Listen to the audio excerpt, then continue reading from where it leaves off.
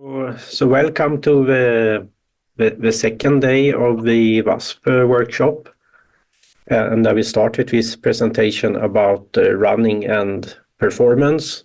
And this will be a bit longer presentations of the ones I've held in this workshop.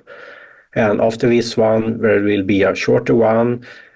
And the final presentation after this one, depending on how much time we have before lunch, that is how many minutes I will spend on the final presentation. But okay, let's start with running and performance. So here's just a reminder, it's the VASP Best Practices Workshop. So I'm working at NSC, which is a part of NAISS, and we also have helpers from UPMAX, which is another center here in Sweden. And of course, we collaborate with ENCCS. And there we will have many participants from around Europe and other participating countries. Okay, so first some introduction. And this I think I showed you yesterday also. So we will consider some general considerations for running VASP, and mostly on different practical aspects. We will have a look at the influential parameters. So for instance, the one which are connected to a parallelization of VASP, but also, some more influential parameters. We will discuss a bit how it might look at different supercomputer centers and things one should consider, let's say, if you're running on CPUs or GPUs. And in this presentation, I will also consider possible problems. And a typical bottleneck can be memory usage in VASP calculations. Well, of course, depending on the size of your problem, that is. And I will show you some benchmarks or efficiency testing runs and how to think about different parameters. And I will also discuss with typical common problems which might appear. And all these presentations, they will be available on this VASP workshop Git page.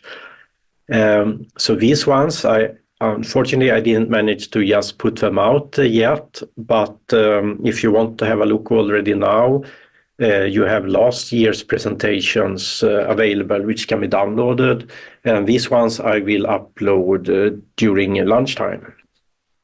And in these presentations, so everything which is underlined should be a clickable link, which will take you to hopefully some useful place. If I manage to get the link correct.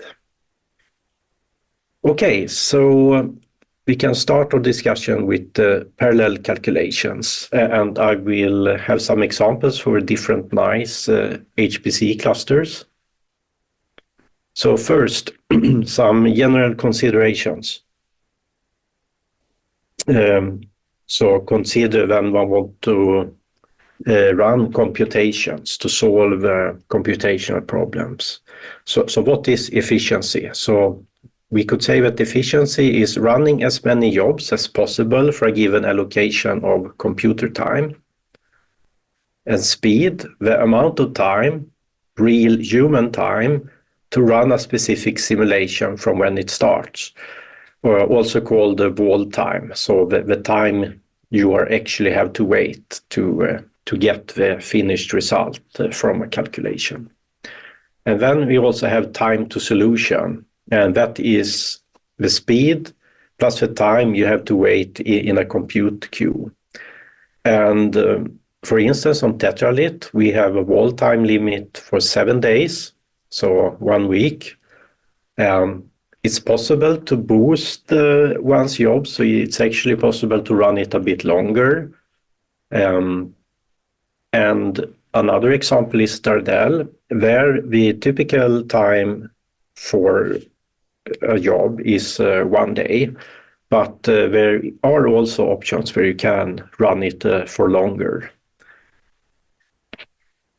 Yeah, so that was some first considerations here about computation. And of course, we want to be able to run our computational problems in parallel. Because why? I mean, if we are thinking about the HPC cluster in general, for instance, we can consider tetralit. So if you look at a tetralit node, it's not necessarily so that a tetralit node is much faster than your typical modern laptop, for instance. It's most probably slower. And that's because it's starting to get a bit old, but also because the main interest of having a HPC cluster is not maybe the actual speed of each core of a CPU, which one will use, but it's rather that you can have many, many nodes working in parallel, solving your problem, which is the main intent. And that's why one preferred to have parallel jobs at HPC centers. And of course, another possibility might be that you have a serial jobs, and a serial job which maybe doesn't need so much memory, you could probably run on your laptop, but it could be so that you need to run several millions of these serial jobs, and then it also quite makes sense to run it at an HPC cluster. Okay, but on this slide, what we see here is the limitations of parallelization. So even if the software can be that it's possible to make it very parallel, you will reach some level where you will not actually get any more speed up by adding more CPU cores or GPUs for that matter. So here is an example of the so-called Amdahl's law here. And we can see that we have this bottleneck of a speed up. Even if most of our program which we want to run is that it's possible to parallelize it. So that is also important to have in mind, that even if we have an enormous amount of computation resources, it could be that we will not be able to run our problem using all these resources because of this bottleneck, that we will not get out more efficiency from adding more nodes. And here is a suggestion. So this is not only for VASP, but for any computational code which one wants to run at a center. That is to do some really simple scaling analysis. And what that means is, so let's say if you have one resource, like one node, okay, you run it, it takes some time, and now you add more resources. Okay, how much time does it take now? If you have a perfect linear scaling and you add one extra node, so you have two nodes instead of one, it means that you should now, the job should now finish in half the time. And here in the small diagram here, it's actually a test of a VASP job on our older computer cluster, which was called Triolit. And what we can see here is the jobs per unit of time and the number of nodes which you were adding here. And on the old Triolit, we had 16 cores per node. So if we multiply the nodes by 16 here, we will get the number of MPI ranks which were run for this test case. And we can see that when we were running around 100 nodes, we didn't actually get so much more work done. Actually, it got slightly worse. So that means we are kind of using up valuable computational resources. In order to run this job effectively, we would like it to be as close as to this red line as possible. So to have so that shows the perfect scaling for this particular job. And we can see that when we were below around 20 nodes, it was still quite fine. But when we were adding more and more nodes, it got worse and worse and worse. And when running on almost 100 nodes, we are really just completely wasting computation resources. And to avoid this, it's always good to make some tests. First, one could reason what seems to be a reasonable number of nodes or cores to use for my particular job, and then you can do a test for that set, and then you take the half number of resources, and then you look at this scaling. And this is not only for VASP, this is really for all kinds of computational codes that one should do these tests. Because otherwise, I mean, at EuroCC and at NAISS, you typically have a compute project where you have a certain amount of core hours, and if one use too much resources, well, then you're just, so to say, giving up your core hours for nothing. So this is really valuable to remember and carefully check. Okay, I thought I should mention a little bit about the different hardware, because if we are thinking about the best practices for running VASP and other codes, we should also really consider the hardware of the system where we are running on. And here, so I already mentioned a bit about Tetralit yesterday. So it's an Intel CPU system. It's getting a bit old now since it was put together 2018. Each node has 32 cores, and we have almost 2,000 nodes. Some of them are so-called fat memory nodes, where we put in a bit more memory. I could also mention that some years ago, we also put some T4 NVIDIA GPUs on Tetralit, though these are a bit simpler type of GPU, let's say more closer to the gaming type. So for VASP, those particular GPUs are not so useful. But for other types of codes, it could be. So it really depends a bit. And that has to do that if you're running VASP, you want to have a GPUs where you immediately have the double precision. And that is, for instance, like V100, A100, and so on. Okay, but there is also a much newer compute cluster within NAISS, and that is Dardel at PDC, KTH Stockholm. And that is a Cray system. And here we have a newer CPU, AMD EPYC.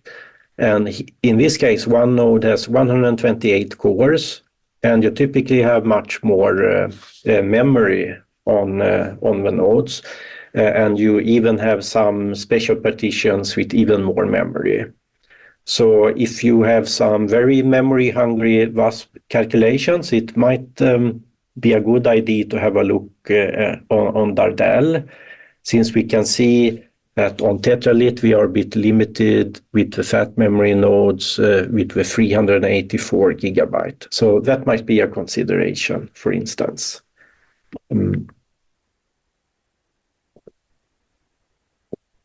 And I also, yes, so here I mentioned Kebnekaise, so at HPC2N in Umeå, and it used to be a SNCC or NAISS system until the end of 2022, but now it's a local cluster at Umeå University.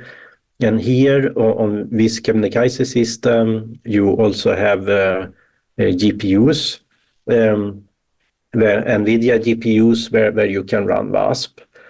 Yes, perhaps I should mention that on Dardel, there are actually quite many GPUs, AMD GPUs, but at the moment there is some problem since the VASP GPU version, it is following the OpenACC, so there is still some issues how to compile it so it will work well on the AMD GPUs.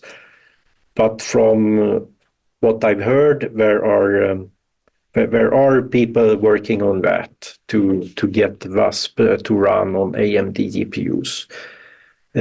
So we will see. Okay, so this was a little bit about Kebnekaise, and maybe of most interest for you who might have an account there.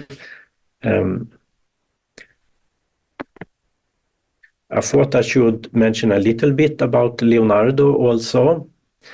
And here it's a quite more impressive system if you compare with Tetralit. So in the booster part of Leonardo, we have 3,456 nodes. So each node has 32 cores. So in that sense, it's similar to Tetralit. But Leonardo has a single CPU with these 32 cores, and Tetralit has two CPUs where each one has 16 cores, and every node has these two CPUs. So yeah, and of course it's a much newer Intel CPU on Leonardo, and on each Leonardo booster node you have 4 NVIDIA A100 GPUs, and that is of course very nice if one would like to run the VASP GPU version, and if you have the account on Leonardo for the hands-on session, I also provided a module, so you have a possibility to try the VASP GPU. Okay, and if you remember yesterday, I mentioned a bit about this top 500 list, and we might remember that Tetralit started when it came out around 70, 80 something, and now it has fallen down to maybe 200, 300 on this top 500 list. Leonardo is a bit higher, so it's now number 6 in the world. So that's quite good. Of course, for the hands-on session, I mean, we will not use the whole cluster, so to say, but we have a certain amount of reserved time there. But anyway, it's a quite impressive system, I think. And of course, how so depending on the hardware, we also have to consider a bit and test and benchmark how we most efficiently can run software, and in our case, VASP, which we will discuss a bit today. Okay, so running and performance. So some important in-car settings and benchmarks. So some of these we saw already yesterday, so we will come back to them. Okay, so first some starting advice. I really recommend to read the documentation. I think the VASP wiki is really good in providing detailed information about the different parameters. And there are also many examples and advice how to run one's calculations. And typically, if you have your in-car, in principle, the main input file of VASP, that is the in-car, it can in principle be almost empty, because there are many VASP default settings which are picked up automatically by VASP. And they are typically a good starting point. So if you instead want to use something else, it's a good question to ask why. So what is it that I want to do which which means that I should change this parameter. So it's a good to have an understanding that if there is this setting in the in-car, so why was it put there? And sometimes it can be a problem if one works in a research group and one inherits some old starting files, and maybe by tradition people have used it for many years. So it can become slightly like a cargo cult that, yeah, this worked for someone 6 years ago, and after that we always used that parameter. But especially if one is new to a group and starting with running VASP and also other codes, it might be a good idea to really have a look at the parameters and try to understand what are they really doing. And I would really encourage not to have an overly complex in-car file. And also when one is running at different centers, so refer to the respective web pages for the centers and what do they write about certain software. It could be that for VASP or other software where there could be some special advice how to run it. So it's always a good idea to refer to the documentation at the local center. Okay, so a quick check of a run, which one can do. So if we do some VASP calculation, and I showed a little bit about this, I think, in the hands-on session yesterday, and maybe I also mentioned a little bit in yesterday's presentations.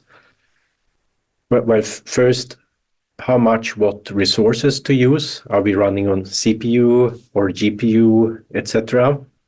One important thing is the number of bands. So how many electron states do we include in our calculation?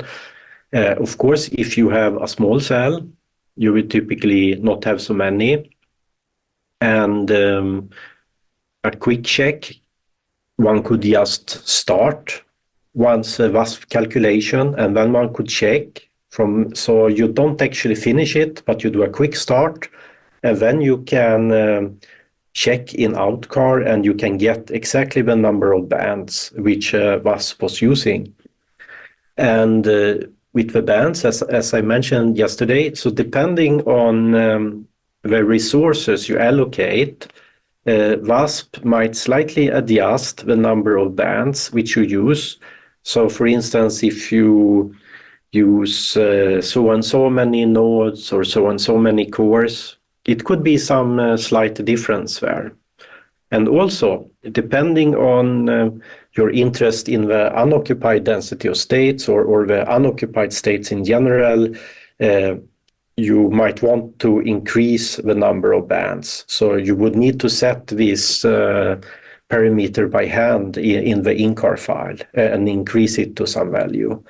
In particular, for instance, if you are doing GW, the GW approximation, one should consider that, or you need to think about it, and also density of states and such.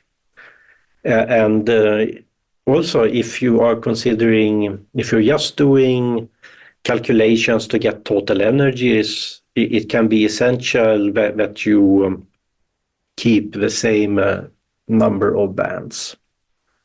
Okay, and I will come back to this, but this is just a quick rule of thumb that around 8 bands per core seems to be a roughly okay number.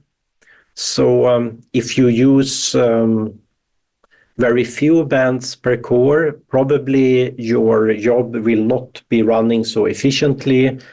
So if we go back, it will mean that if we're looking at this graph, you will be closer to this this value at around 100 nodes than around, let's say, 10 nodes. Because what happens is that you will have fewer and fewer bands per core. And the absolute limit is 1 band per 1 core. So if you go below that, you're not really using the resources efficiently. So that is something to have in mind. Okay, and for checking, how long does one's calculation take? Well, a quick way, so while it's running and also as a post-process, you can check this loop variable and you look at the real-time value. And for each small electronic step, you will have a loop, and you will also have a summed time value for the full electronic cycle, which will be loop plus. And if you're running structure relaxations, you will have many of these loop plus, as your calculation is going towards the optimal structure. And also, of course, if you do molecular dynamics calculations. Yeah. And it's also very good to have some idea how many K points one have in the calculation, because if you have very many K points, for sure your job will be quite heavy. But of course, one shouldn't have too few either, and I will come back to this. But if you remember from yesterday, I briefly mentioned that if you have a small cell of a few atoms, typically you need to have quite many K points.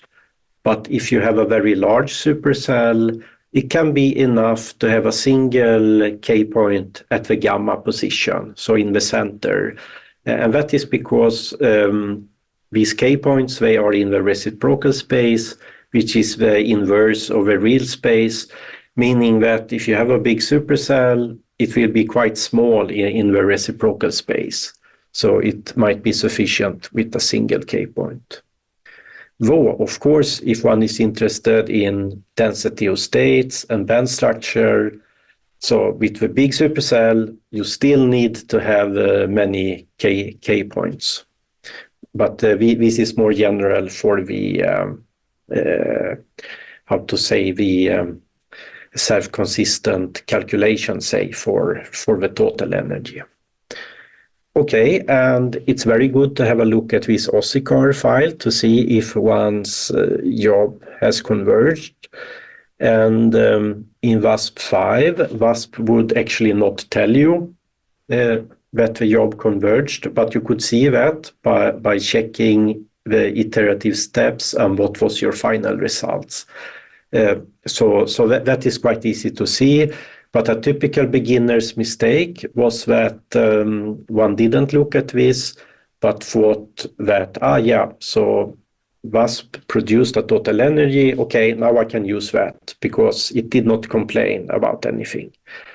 I think in the newer version there is actually a warning, but I should check and confirm. Yes, and if we are running our VASP jobs on a system using the Slurm queue manager, then we will have a Slurm output files for our jobs, and typically in these files, which is a standard output from a VASP run, you will see if some special problem appeared. So there can be warnings, and there can be all kinds of things. So it's very good to have a look at it. And that warning will, for instance, typically not appear in the OSSICAR file. Okay, so here's just some example of different tools to use on a cluster. So I can mention a very general tool is the SACT tool, which can be used to have a look on the jobs. On Tetralit, we have also installed some more tools. There is one very useful one called Ceph, and it's I think it's installed on many centers, but I didn't find it on Leonardo, but maybe it's possible to ask the sysadmins to install it. Yeah, that's a very useful tool for some post-processing for a finished job, because it will give you some information like on how much of the resources were your job actually running on and how much memory did it use. So it can be a quick way to have a look how your job was running after it has finished. On Tetralit, we also have some special in-house tools called the job load, which you can use on a running job, and it will show you information about the CPU statistics, so how much is the job running on the CPU and how much memory is it using. And you can also use a job shell to log into a node and have a look yourself how it's running. For instance, you can use some basic commands like top or htop to see how it's working out. Yeah, so this was just a little bit about possible tools. Okay, so let's have a look at in-car parameters. So we might remember this from yesterday. So first we have the parameters related to accuracy or the method which we are using. And then we have some parameters which are more related to the type of parallel calculations which we are doing. And we remember that it's always recommended that in car that you set the NCAT, which gives you the plane wave energy cutoff in electron volts. So it's related to the completeness of the basis set for the plane waves, which we use for that particular VASP calculation which we are doing. And we also remember that if we had the potential files for POTCAR, so we could grep after NMAX and have a look after the, so to say, maximal value of this parameter. Typically, if you have several elements in your calculation, so you would go after the highest value which is found there. And typically, you don't need to let that NMAX value be the roof, so to say, but you can also further increase it a bit, maybe by 1.3 or 1.5. And we also remember, so talking about the potential files, that in some certain instances you might have a more special prepared potential file. You had these ones with the _h, which were for short bonds, for instance. And typically, if you look at those potential files, you will have a higher value for this cutoff energy.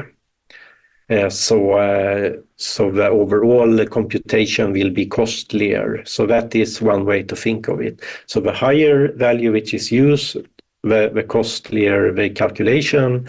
But depending on what you study, you might need to do that. Yeah, so the basic practice is that you want to have the accuracy which is good enough for the aspect for the property which you are studying.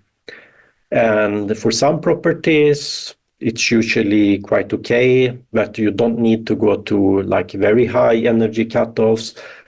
But typically, I think when you consider forces and phonons, I think you need to have a bit higher accuracy typically in the calculations. Yeah. Okay. We also had this precision parameter, and that actually controls this cutoff energy and also these fast Fourier transform grids, because we remember we have so in PAW, as it's constructed, we're using these fast Fourier transforms, so we have grids, and we have a difference between the interstitial and the spherical augmentation spheres for this grid type of grids. We also have this algo parameter for a wave function optimization, and there are some different choices here. So I already discussed a little bit about the number of bands. We also, for parallel calculations, we have the NSIM, which is mostly related to one of these wave function optimization algorithm, which can be selected. And I will come back to this NSIM parameter. It's in particular of interest for GPU calculations, where it will be the main parameter for doing highly optimized calculations. We also have the NCore or NPAR parameters, which control how the bands are treated in the parallel calculations, and we also have a setting for K-point parallelization. Yeah, so we can start with, again, mention something about the precision. So I said already, it sets the cutoff energy and the fast Fourier transform grids, but I remind you that it's still recommended that you set NCAT by hand so that you control this parameter yourself. Of course, it's still possible to run VASP even without setting all these parameters, because then you will just get the default values. So it will still work, but I would say it's preferred to at least set the cutoff energy by hand.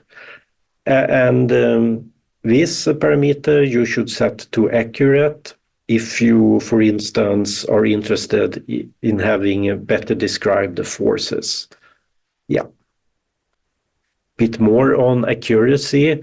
So considering these different fast Fourier transform grids, you have parameters where you can set them by yourself. So in the similar fashion that you will not allow the precision parameter to control this, you can set them by hand yourself. And you have a coarse plane wave grid and you have a finer grid, and you can set both of them by hand. And here also advised to look into the NAUG parameter. You also have a parameter for how the projection operators are determined. And typically, I think in most cases, you could go by default. I think this is a typical message in the VASP calculations, that it tells you that, yeah, you can set this parameter like this or that. Yeah, and about accuracy, I should also mention that for certain types of calculations, it might be needed even to have an installation with no special optimization flags in order to really get accurate results, but it's probably a bit more special cases. So normally I wouldn't expect that. Okay, so a little bit about convergence and the cutoff energy for plane waves and K-mesh. So here was an example by Georg Kresse for copper, so FCC copper. And what we can see here is a plot where we have a total energy and we have a volume. And here we see the use of different cutoff energies and the different K-meshes. And we see that when we have a too low cutoff energy, we don't get a very ideal behavior of this curve, because we want to find really the optimal lattice parameter here. So one can see that with the denser K-mesh and with the higher value for the cutoff energy, it is possible to reach it.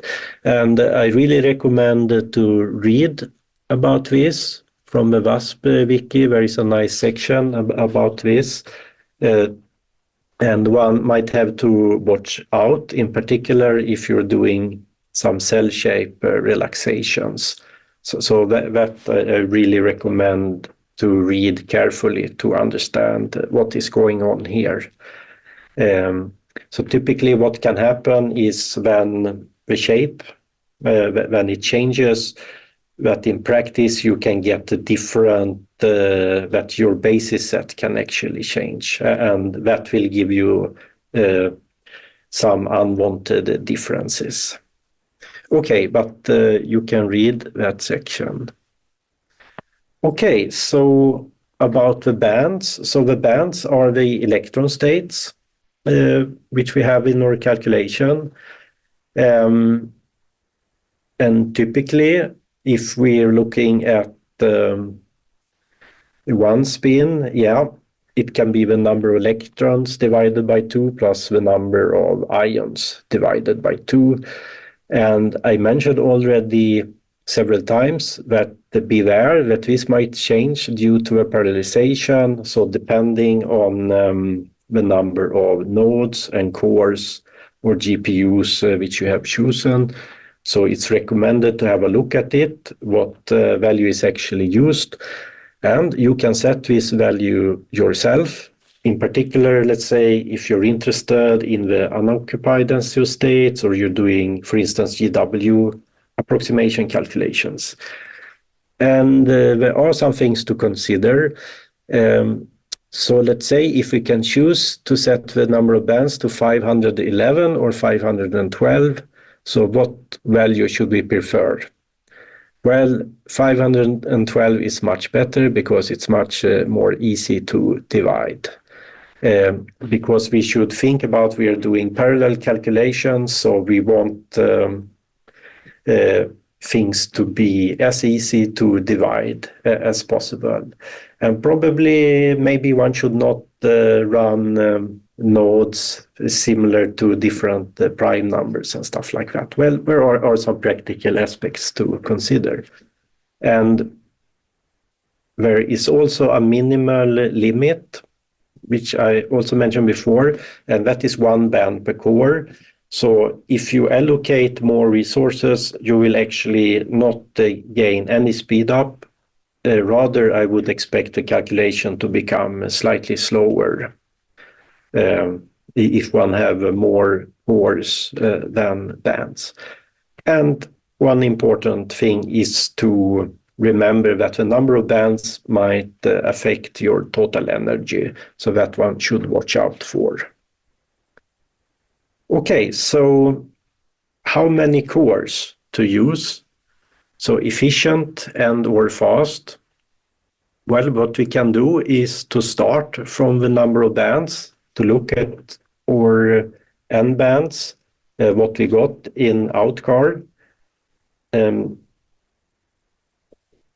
we heard already that 1 band per core is typically very inefficient. But even just going to 2 bands per core gives us somewhat more efficient calculations. I should also mention that this reasoning is a bit for the modern type of CPUs and cores. So maybe for older ones and in future, maybe this will change, we will see. But it still seems to be a kind of okay rule of thumb. But of course, it's always good to test and really verify that it's still the case. In particular, when one is starting to run on a new cluster or a new type of architecture. And what we found is that roughly 8 bands per core is usually a good starting point for estimating how many cores are needed in the calculation. And from the number of cores, you can compute how many number of nodes you need. So if you, and that of course depends on your system. So we saw that on Tetralit and Leonardo, we had 32 cores on each node. And on Dardel, it was a much larger number, maybe it was 128 or something like that. Okay, so here I will show you some tests which I did on the old Triolit. So that was the before the Tetralit, but it was still quite similar to Tetralit. It was an Intel CPU based system. The difference, of course, was it was older and it had 16 cores per node instead of 32. But I mean, the principal results are still valid. So, I mean, if one would rerun these benchmarks on tetralit, one would see something similar. And here we can see, so this was a system which I investigated. It was so VASP, regular PBE calculation with the silicene on a silver surface, and it was 129 atoms, and it was quite an interesting system to study. So I also used it for these benchmarking purposes. And here we can see on the y-axis, it's the number of jobs per time. And as we increase the number of nodes, we want to be as close to this ideal scaling as possible, because that means that we are using our resources efficiently. And how would I get this starting point for ideal scaling? Well, typically I would start with one node and from that compute this ideal scaling.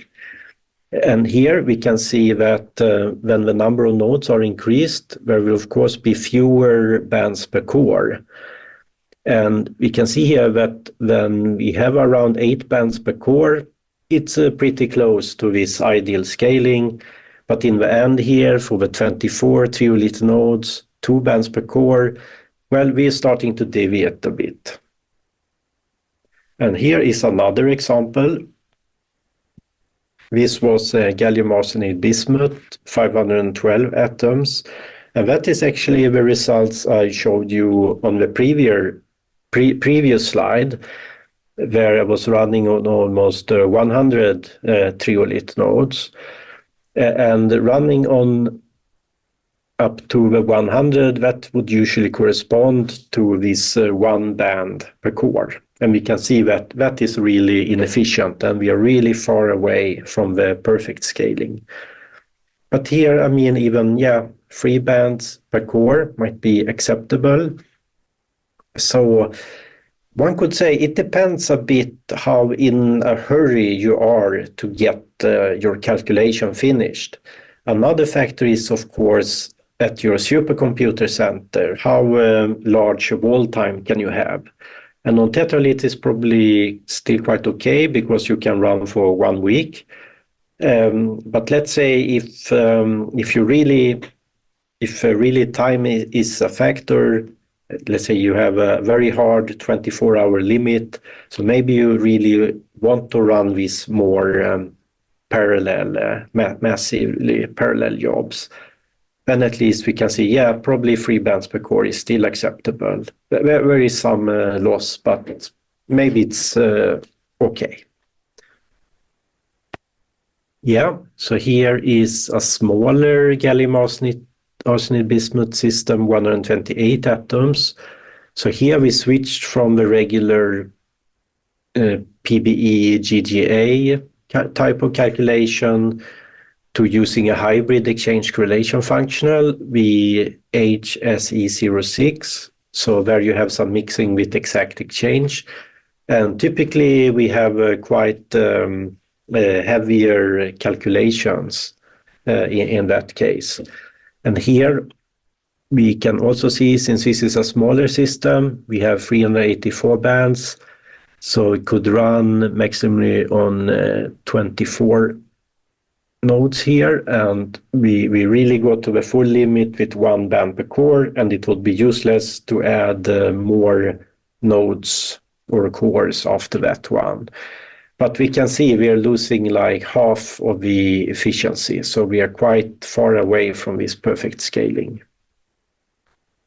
And I will come back to these ones, and we will find out that one can use K-point parallelization in order to speed things up. But first, I wanted to talk a little bit about this algorithm. So we remember between these iterative steps, we had a certain algorithm for the wave functions. And I thought I would just show a small test here. So by default, you have the so-called normal algorithm, which is a Davidson algorithm, but there are also other choices. You have the options fast and very fast.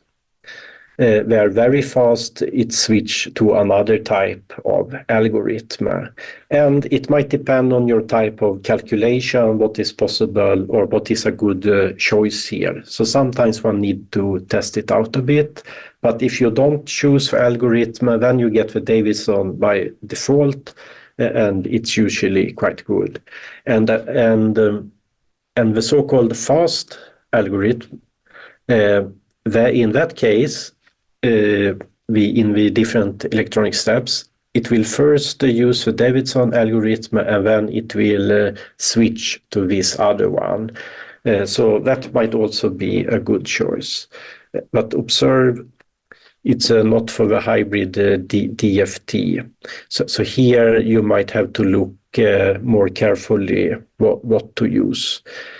Actually, probably I should check with the VASP 6, where there has been some updates in the newer versions of VASP, so probably I should check if all this is still exactly the case. And I mentioned NSIM before. This is typically a parameter, we will come back to it, which is more important for the GPU, that you should choose some higher values. And on tetralit and Kebnekaise, the default value is usually fine. Here I also had a value for the old Beskov system, but that is retired since some time ago. So here I should put Dardel instead. I would guess probably a value like default 4 is probably fine for Dardel also. One could, of course, try some higher values and see. It could be interesting. Yeah, so here is the same system which I showed before. It's this silicene with hydrogen on silver surface, 129 atoms, regular PBE GGA calculations it was on triolit. But here is maybe slightly misleading because I start with an NSIM equals to 1, but the default is actually 4. So if we look at 4, I mean, it looks like we get quite reasonable speed ups there. But we can see that if we switch to algo fast, which started with the Davidson algorithm and then switched to this other one, then we get some speed up here. Okay, I should mention a little bit about the NCore or NPAR parameter, and some caution here. If you put both of them in your in-car, only NPAR will actually be used, so that can be good to remember. And so what they do, they are related how the cores per orbital or bands treated in parallel. And it's for the Davidson and also for this faster algorithm. And I used to recommend people to set N-core, and then it's quite easy to set N-core as a value for the number of cores you have per node. So on tetralit it would typically be 32.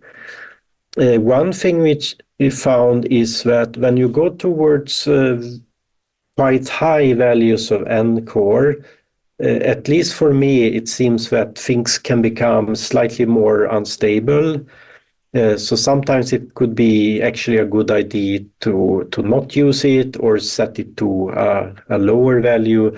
So for instance, on a tetralit node, maybe set it to 16 instead of 32.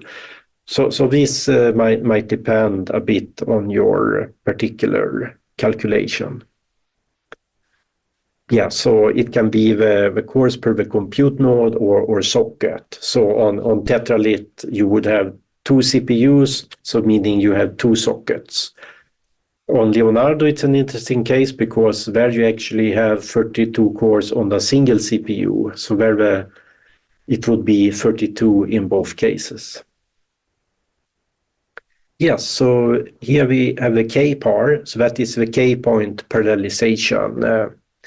That gives a number of K-points treated in parallel, and as we will see, it can in particular be good for the hybrid DFT jobs, and one can think of it as a way also to increase the number of cores which you can use.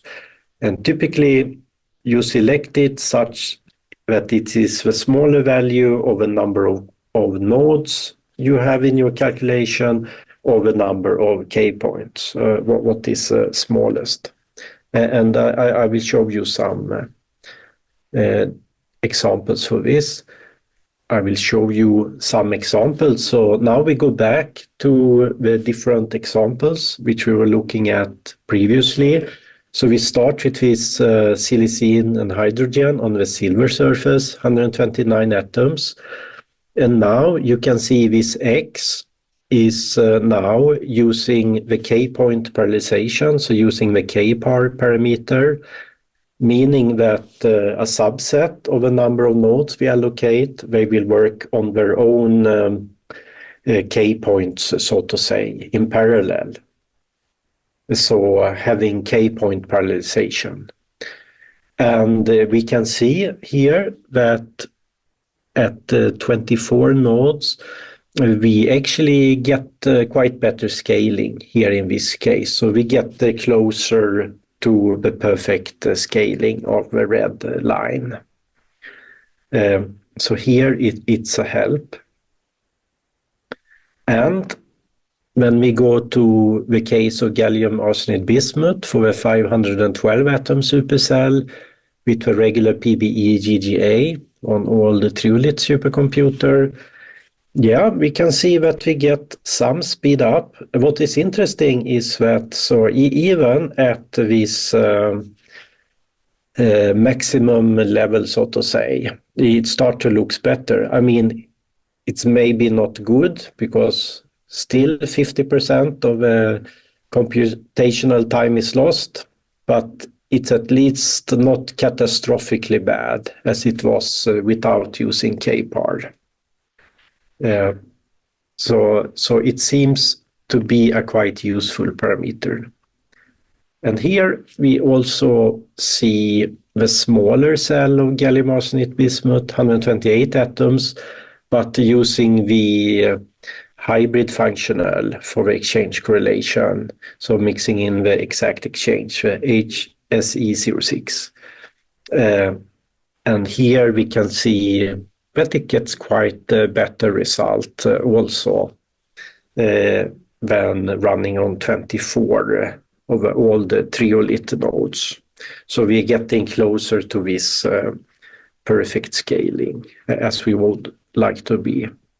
Of course, maybe I should also mention, let's say if it's not really critical when you get to calculation, if it's possible to have very long wall times, the most efficient ways is typically that you try to run your job and on as small resource as possible. Of course, I mean, at some point it might be too small, meaning that maybe it has too little memory or you really have too many bands per core so that your job will start to run sluggish. But still, to trying to run on as small resource as possible typically gives you the best performance, and you will be able to do many more calculations and using your project time most efficiently. But of course, if time is a factor, one should really consider to run more broadly big parallel jobs, so to say. And we see that depending on your calculation, you can still get very close to this good scaling, these red lines. Okay, I thought to show some more comparisons here. So this is just a quick comparison for Tetralit, Kebnekaise, and the retired Besco systems. This is just quickly showing how many seconds a certain job was running on the different systems. And here, for instance, we saw that it seemed to be running quite well on the Tetralit, for instance. Then we had this hybrid functional calculation here at the bottom of the page, which was a bit slower when we compared Kebnekaise and Besco. Here is some more general result, which Peter Larsson did as a scaling test for Tetralit for these different gallium arsenide bismuth supercells. So using both a regular PVE GGA and the hybrid functional, so going from a 64 to 128 to 256 and 512 atoms. And in this case, the K-point parallelization parameter K-par was used also. And what we can see here, the dashed lines is for the hybrid calculations, and the full lines are for the PBE calculations. And of course, it will be more difficult to run the heavier hybrid type calculations. But I will also show some more examples. And I can also say that this picture, if you go to the NSC Tetralit VASP page, where we describe our installation, you will also find some discussion about this picture. Yeah, here is some estimate, practical examples. So if we have these different 4 systems, which has a certain number of bands, and we have chosen the number of nodes so that it has quite good parallel efficiency, so around 90%. So this is how many core hours it would cost to run 10,000 full self-consistent cycles. For instance, it could be like 100 geometry structure optimization or a fewer molecular dynamic simulations. And we can see that for the 512 atom system, so if we are running these 10,000 full cycles, you would need 300,000 core hours on Tetralit, which is quite much. I forgot exactly how much a large project is on Tetralit per month. Maybe it's 100,000 or more, up to 200,000 core hours. But of course, if you spread out these calculations over several months or over a year, it's still possible. But this was a regular type of calculation. If we now go to the hybrid type of calculation and we take the same gallium arsenide bismuth systems, we can see that already for the smaller system with 64 atoms, well, then in the first case we have 400,000 core hours, and for the bigger system we have 13 million core hours. So while it might be technically possible to run some of these very demanding calculation, it really, one need to consider how much project time do one really have. So that is something one really needs to carefully consider when planning one's project. Is it really necessary to have this very large system? What level of approximation can be used, etc. So that is something to consider. Okay, so I will show some testings and benchmarks, CPU and GPU, some examples. And so this is what we typically do at NSC. So from the VASP 6, there is now an official test suite, which you get together with the VASP. And this one you should always run when you install it. and you should check that something hasn't failed, and if it has failed, one need to consider why it failed and see if it can be fixed. Peter Larsson, an old colleague at NSC, he also had a test suite, but it was much smaller and it's now quite old. And now you get one together with a VASP-6, which you can try. And in general, I would say that memory bandwidth seems to be quite important for VASP calculations. One way to think about it is that if you're looking at CPUs, so typically we have found that if you have a SKU with a bit smaller number of cores rather than larger number of cores, so that you typically have more memory per core, seems to give more efficient calculations. But of course, you shouldn't take my word for it, but you should benchmark and test this, of course. And if we really want to do a careful test, for instance, for procurement situations when buying a new cluster, then in order to get good statistics, you probably have to run between 10 or 100 of these types of jobs. But I would not expect you to do that if you just do a regular calculation, so to say. I mean, it's not necessary that you run 100 jobs just of the same kind, just to check what you get, so to say. That's not needed. This is more for very careful statistics and situations when you are buying a new cluster, so to say. Also, typically we build our VASP binaries slightly different, and we compare them and see what might be more efficient. And there are typically different compiler suites. I mean, the common ones would be the Intel and GNU ones, and also you have the NVHPC and so on. And on GPU, you might have a slightly different situation compared with CPU. And at NSC, we might have some old problematic jobs which we knew failed previously, and we usually run them again and see how it works. Here I mentioned BR mix, so that was a typical problem we had some years ago.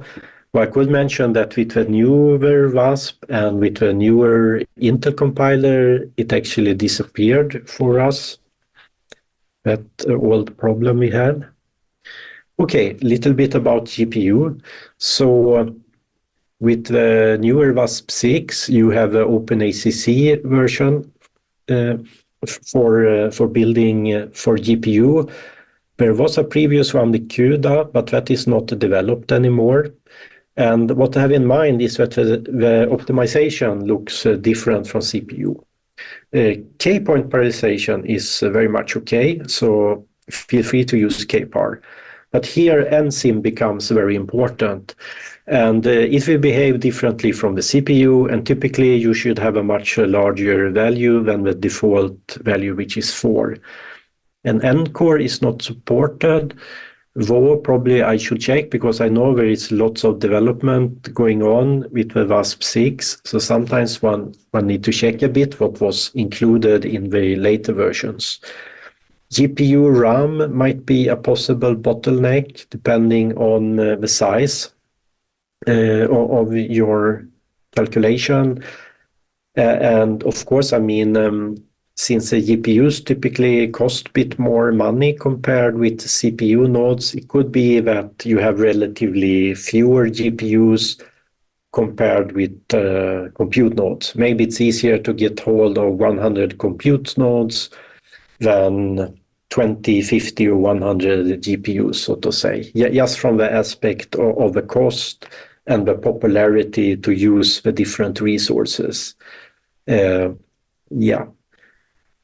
Okay, and it was shown that VASP-6 is quite faster now using the OpenACC compared with the old CUDA GPU version.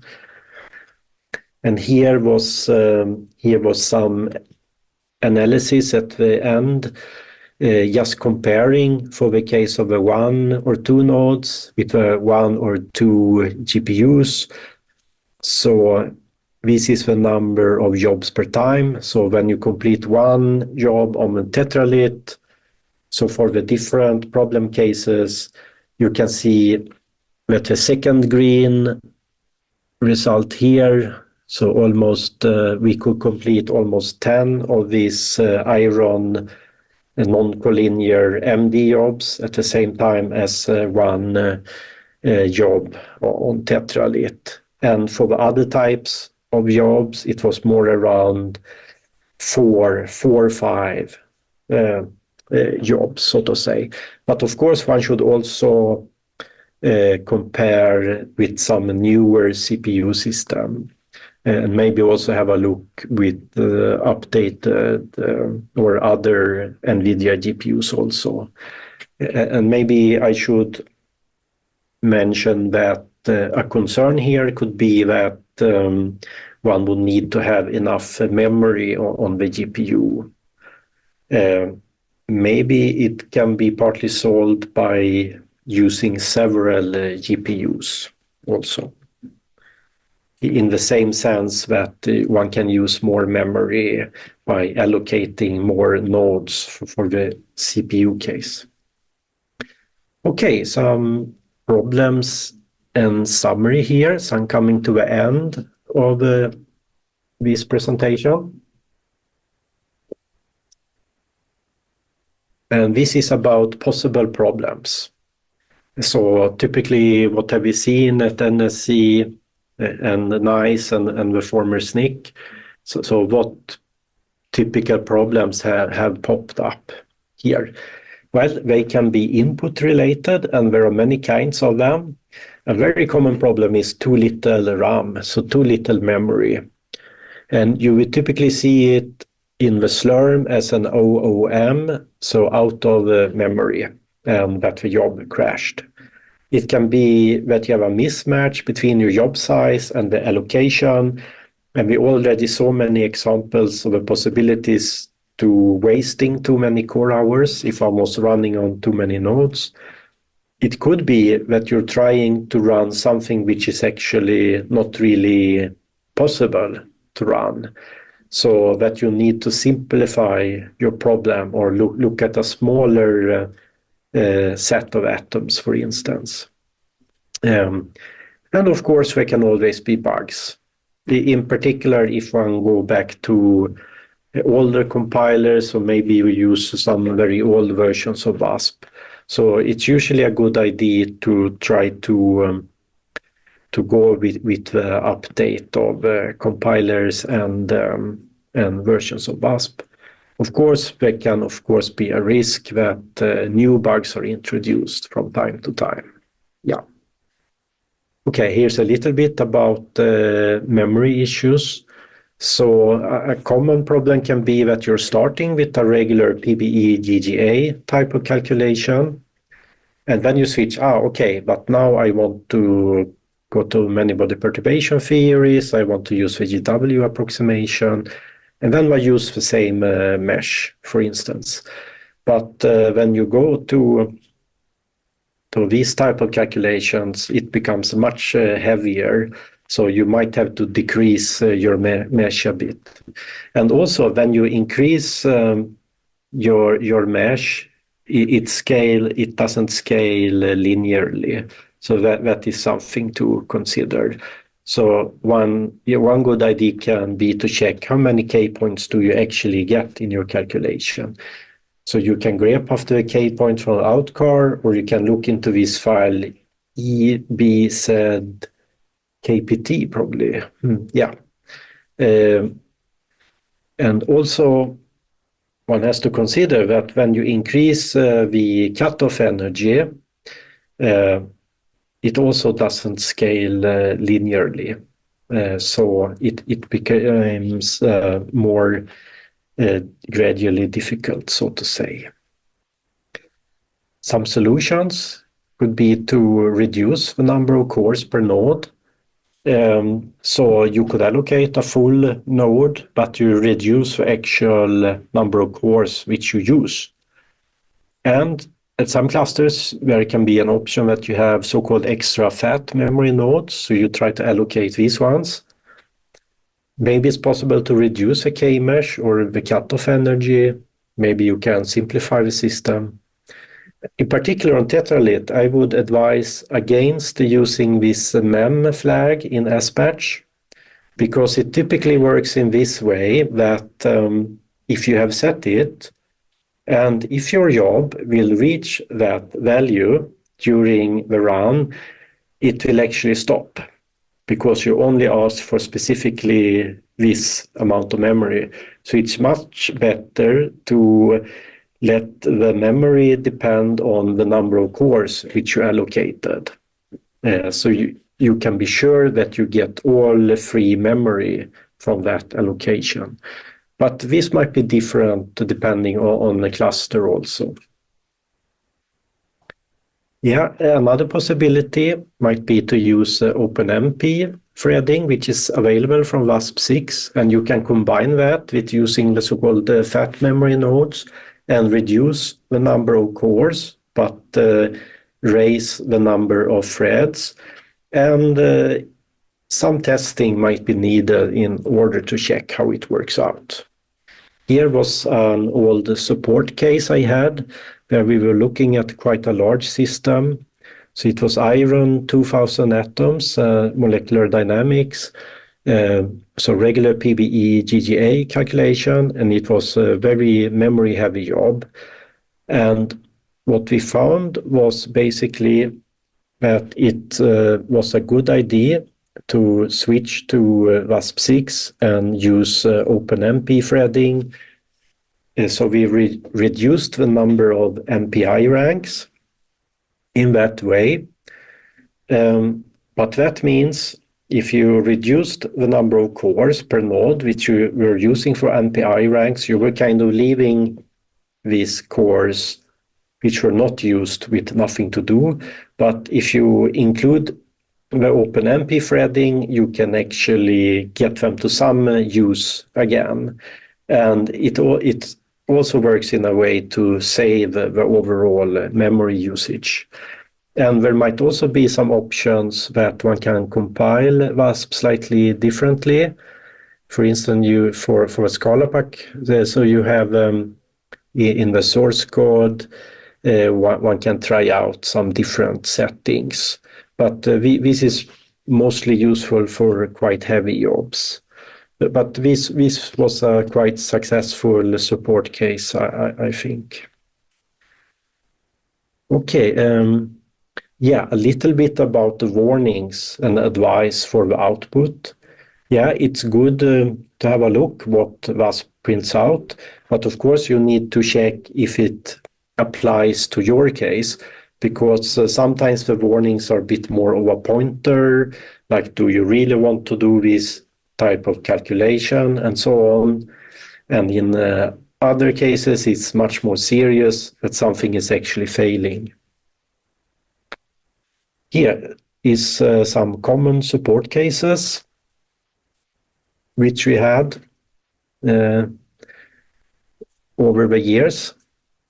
And the typical case is that there might be a too complicated in-car file. I would suggest simplify it and try again. There can be all kinds of problems related to the structure file, so the postcar. So have a look at it. Is it reasonable? Is it correct? The K-mesh, as we heard previously, that in many cases you would like to have a gamma-centered K-mesh. And if you use Moncourt-Pack, it could be that I think it was for the even number that gamma could be missed. But if you actually use the gamma type of K-mesh, it will be automatically included.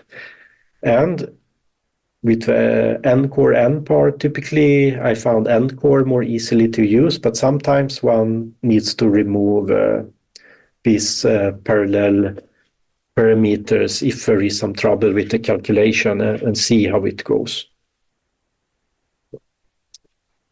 Yeah, there are many different VASP versions.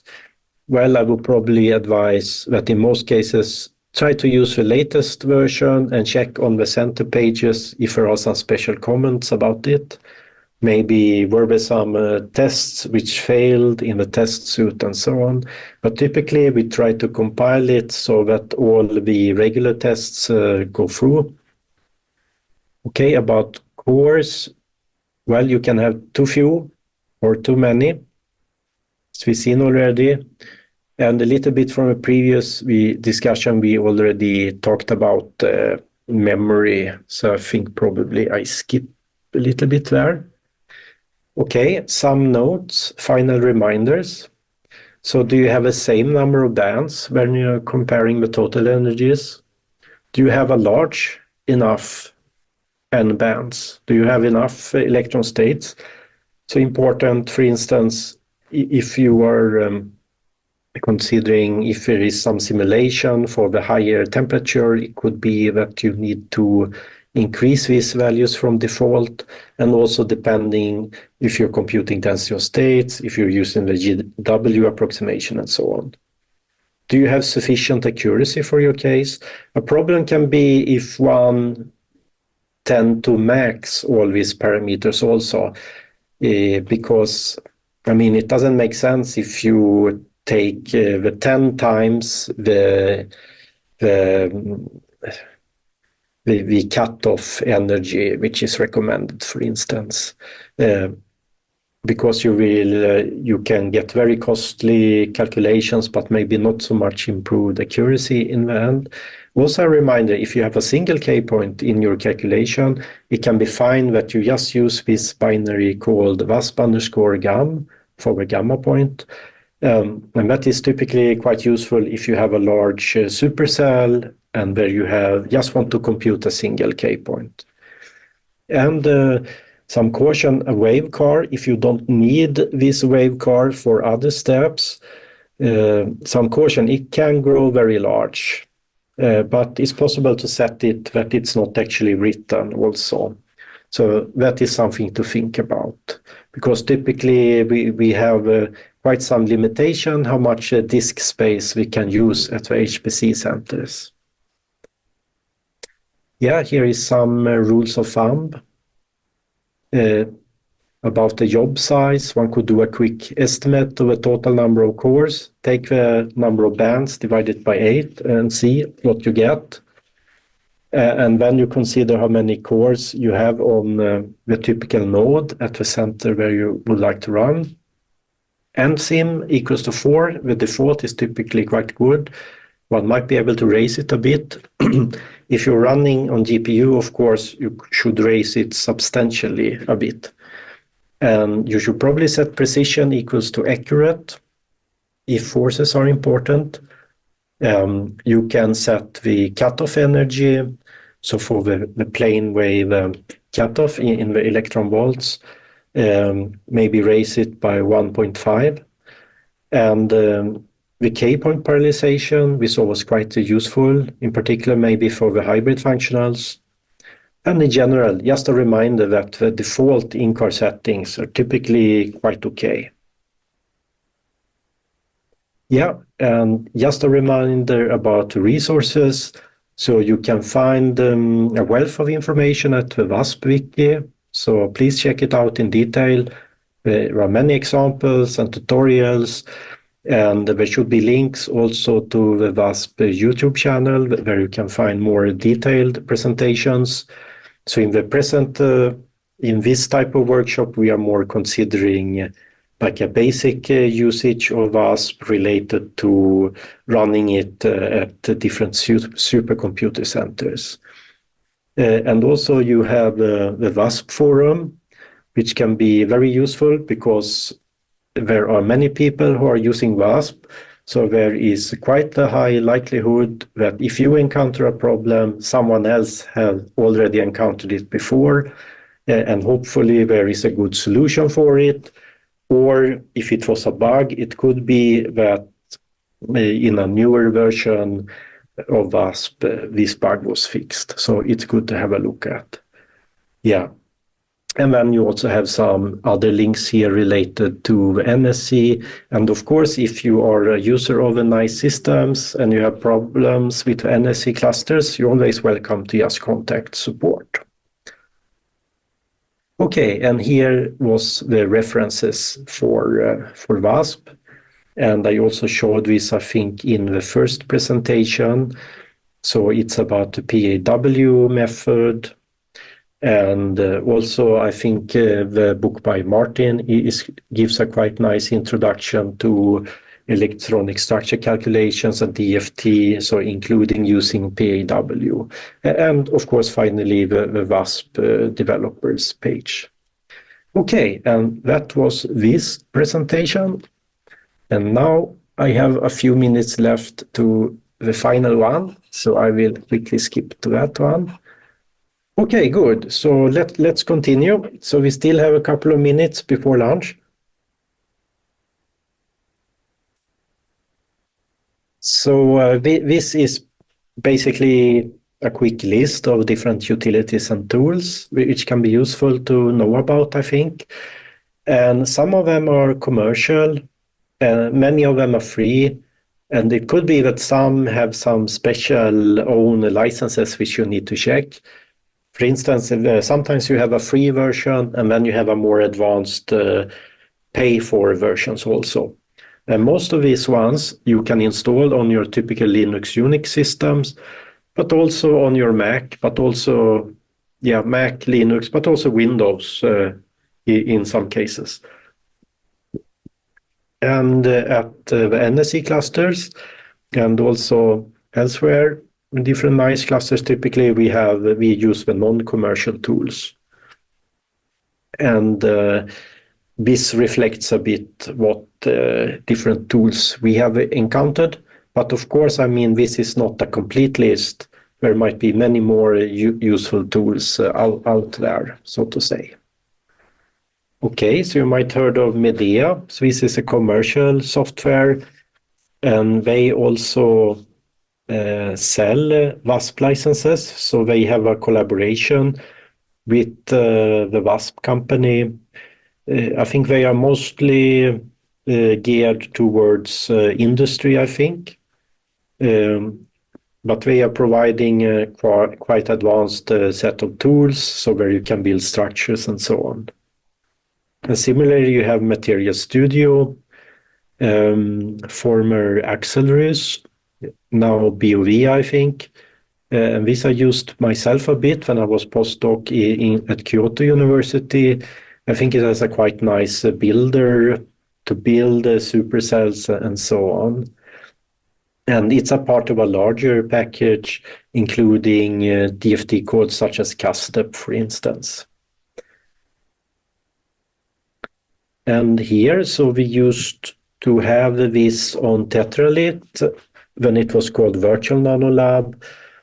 And now it's called Nanolab, and it's a part of a bigger package. It's a quite nice tool for building systems. You can build quite complex surfaces and interfaces, for instance.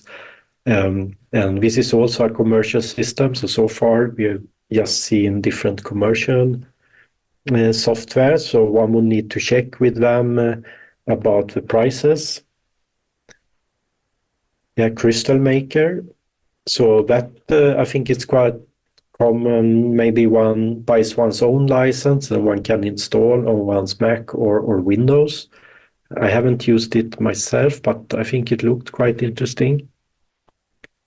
Yeah, so here is another type of utility tool. So using veneer functions together with VASP, and typically we install especially prepared VASP binaries to use together with veneer functions. VTES, so transition state tools for VASP, it's a quite popular package for people to use. And here is also for solvation. And this, so together with VTest, we have it as specific VASP builds on Tetralit. Bayesian error estimation functionals, so another possibility to use. AT80, so that is also possible to use. Phonopy, I think it's a very popular code for phonon calculations, and this we can also help you to install. Probably I should put out the regular module for it on Tetralit. P for VASP. I think it's maybe a bit older visualization tool for VASP, but I found it very useful, and we have it installed on Tetralit. Maybe one can consider that Pi for VASP is probably the one which will be more developed in future. I'm not sure if P for VASP is developed anymore, but I think it's a quite nice software. Yeah, here is Pi for VASP, which we might have a look at during the hands-on session. And it usually goes well together with the Jupyter Lab or Jupyter Notebook. Vesta is a very nice tool for visualization, for looking at your structure, and it's easy to build on your Windows, Linux, or Mac system. And we also have it installed on Tetralit. XCrystal, also a nice tool for crystal molecular structure visualization, and also some other tools available. You can look at Fermi surfaces, for instance. ASE, we also encountered in hands-on sessions, the atomic simulation environment.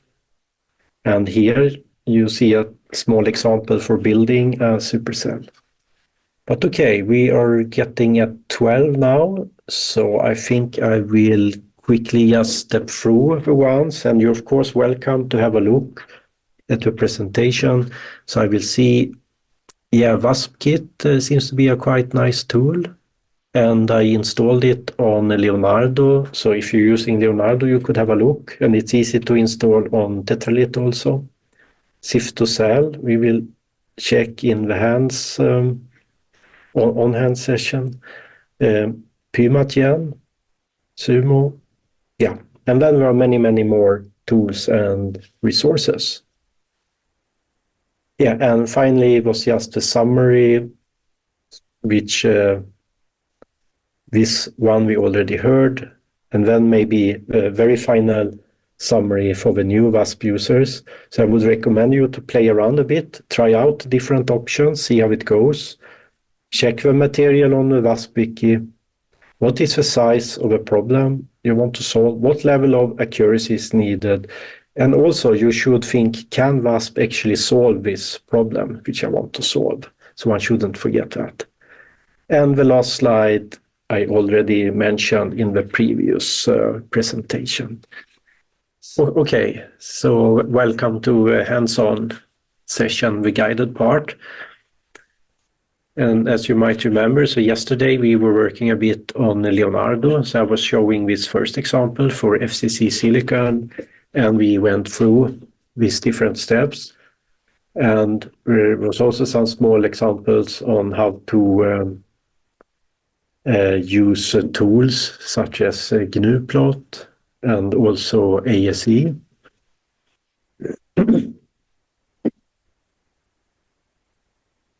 And we were also computing the optimal lattice constant for this FCC silicon system.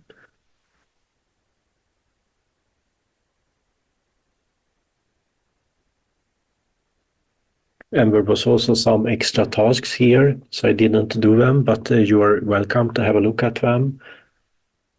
And I thought for today, probably I will just continue with the examples here. And maybe I will continue with Leonardo, I think, but at some point we should also have a look on Tetralit, how things run there. And as I mentioned before, so on Tetralit we have slightly more tools available for pre-processing, post-processing, and so on. And there are several modules, for instance, with P for VASP, which is a quite useful software for having a look of output of your VASP calculation. So you probably have a look at that on Tetralit. Leonardo is more a system for running your calculations primarily. So there are a bit fewer options for the graphics. Or at least I wasn't able to use graphics as much on that system. But what one of course can do is also to do if one saves the output, and then maybe, let's say, if one has some analysis tools installed on one's local computer, then one can do the analysis there. Okay, so I think I will just continue and go through the different steps and come with different comments if something pops up. And the helpers are, of course, welcome to, if they have some interesting point of view, they are welcome to speak up also, as well as the course participants. And once again, I remind about that you can put your questions in this HackMD document. Okay, but let's go then to Leonardo. Okay, so this is just the next example. So we will do a density of states calculations then for the FCC silicon. And here, so if you're on Tetralit, you just click on the Tetralit button and you will have the instructions what to do there. But I will follow the Leonardo instructions here then. Okay. And here it mentions that when you do a density of state calculation, it's typically done in 2 steps. But we first do a self-consistent static converged calculation. And then we do, in the second step, a non-self-consistent calculation where we can use the charge car. So the charge density from the first calculations. But now we have a denser K-mesh. To get a more accurate picture of the density of states. And yeah, an important point is that density of states is only meaningful for the static calculation. So typically, if you have done a structure relaxation, that will be a bad case for using for density of states at the same time, because you want to do the density of state calculation as a separate calculation by its own. But one can do this faster by starting from the charge density of this first calculation. Okay, so as yesterday, I will start with copying these files. So let's see, where am I? Let's create, maybe make the some tool, maybe.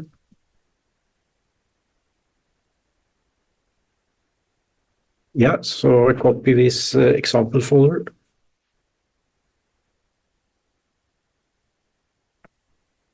And once again, we have a pot car. And as I mentioned, now it should work with access the pot cars if I want to look at something else apart from silicon and nickel. Yes, so there we have a familiar pot car file. And Oscar looks like before. So it's a FCC silicon. And now we can have a look at the in-car file. So here you can see that this E-charge equals to 11. This is for reading the charge file, but now it's commented out. So it means that VASP will ignore this line. It will just read the other ones.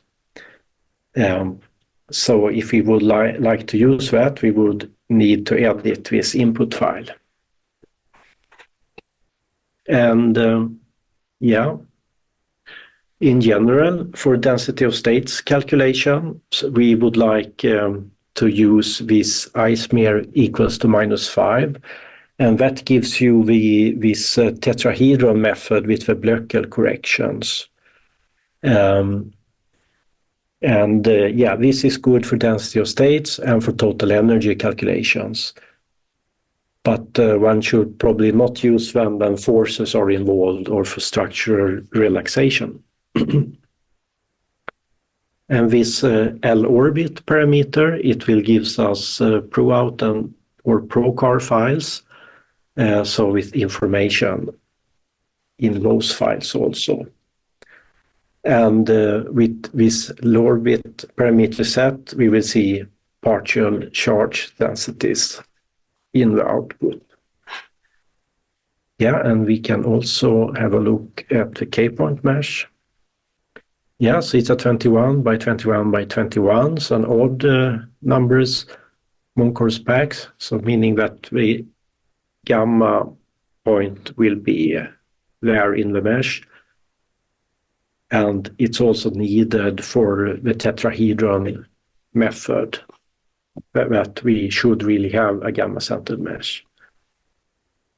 Okay, so here are two options. So one can just do the calculations from scratch, or one could also instead start from the previous calculation. So using this charge car. So I think I will do that actually. So I will go to this step 1B. So if you are following from the example web page, so I'm just following the steps there. So I think I will go to this 1B step. So let's create folder and let's move some files there.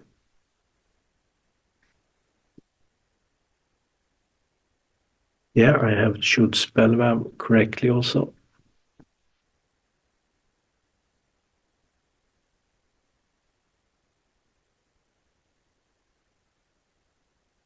Yeah. And now we should copy this from the previous example. And we see that, so here we use the 3.9 as a good lattice constant. So I should copy that from yesterday's exercise. So let's see, so 3.9 to a charge car. Here we have the information about the charge density. And of course, since this is a quite small system, it's not so large, so 143 kilobyte. And for the larger systems, it might grow in size. Still, considering large output files, which might grow, typically the wavecar file can be substantially larger. So the charge card should not be a big problem for the disk space, at least. Okay, so now it says we should edit the in-car file. Yeah, because it was commented out that this e-charge for reading the charge file. So it should look like this instead. Yeah.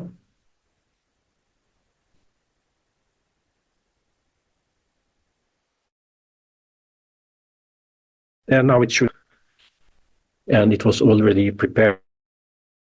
So you can use this one. Probably, maybe I will, yeah, I guess I can also use this queue and we'll see how it goes.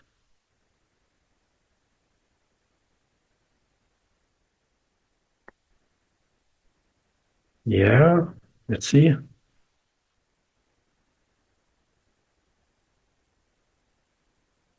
Okay, well, at least it's prioritized, so.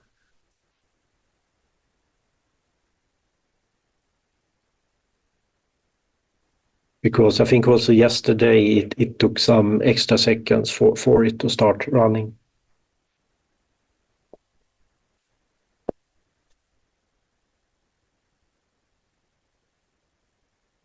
Yeah, here it started to print some stuff.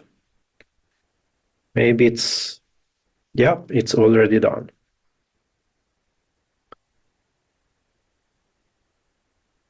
So we can have a look, for instance, slurm file. Oh. So as I mentioned before, so in this slurm files, we will so it's the standard output from a VASP runs. So here we typically will see warnings. And this very clear warning, it tells us that we should be careful with the tetrahedral method, since the forces and stress will be inaccurate. But we were interested in density of states, and we are doing a static calculation. So this warning we don't have to adhere to. And as before, one can have a look, for instance, of the different iterative steps in OSICAR. We can check the timing. Yeah, we see almost 1 second CPU time. So quite fast. So on tetralit it will probably be a little bit slower. Okay, so now we have done the density states calculation. So let's see if we can plot the result. And there is a small script called plotdos.sh, which we can run directly. It looks like this. So you can see that it takes the information about the density of states from this wasprun.xml file. And as we remember from yesterday's hands-on, here you have lots of information about the VASP calculation in this XML tagging language format. So it's particularly useful for building databases and such. Okay. Yeah, let's run it and see where it goes. And it produced a file, because if we look into this plotdos, can use less. Yeah, we see at in the end here we had GNU plot, this plot file. And before that we set the term and set the output to PNG and so on. So it was already set up to plot this dos.dat file, which was created above from this wasprun.xml file. And let's see. So with GNU plot, if we want to have a quick look at it, one could, for instance, use this, let's see, probably if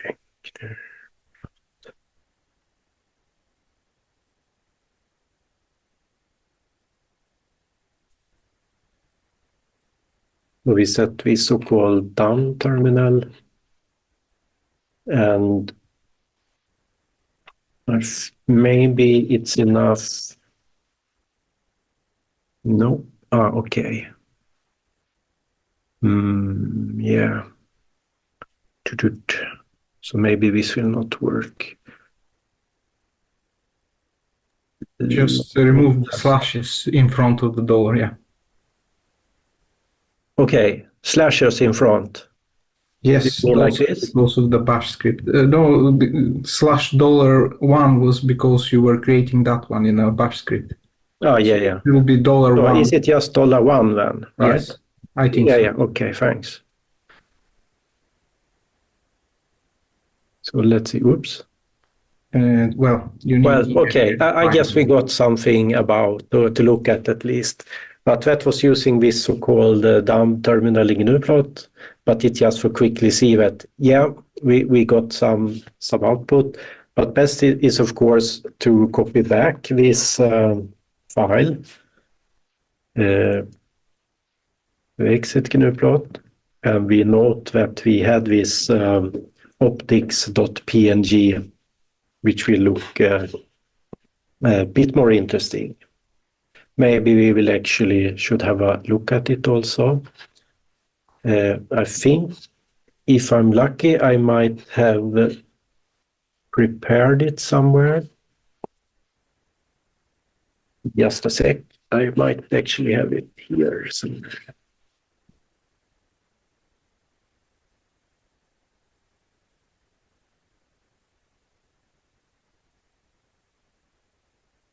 And of course, if I had been clever, I should have already copied all this output to my local computer, so I could show you now immediately.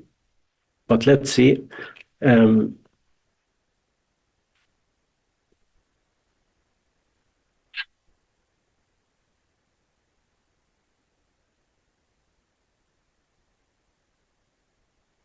Okay, optics, PNG.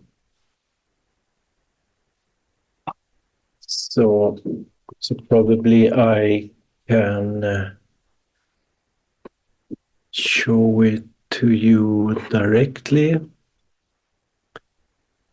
Okay, or maybe you see it actually if I'm sharing the desktop, right? Yes, we see You it. can see it. Okay, yes, I forgot. Yeah, it worked like that. Okay, so here is a plot from the density of states here. Yeah, and well, we got the gist of it already from the down the terminal plot, but yeah, here it's in a bit nicer format as a PNG file. And of course, there are many possibilities how to do a plot. It's also possible one can use Pi4Wasp. And in Pi4Wasp, it looks slightly more beautiful, perhaps. So here you can see it, right? So if I'm sharing... Yes, we see it, yes. Yeah, great. So it's a desktop. Yeah. So here is a similar plot, but for the total and also for the S, P, and D parts. So from using Pi4Wasp as an alternative. And in this case, it was using Pi4Wasp for the static way of plotting.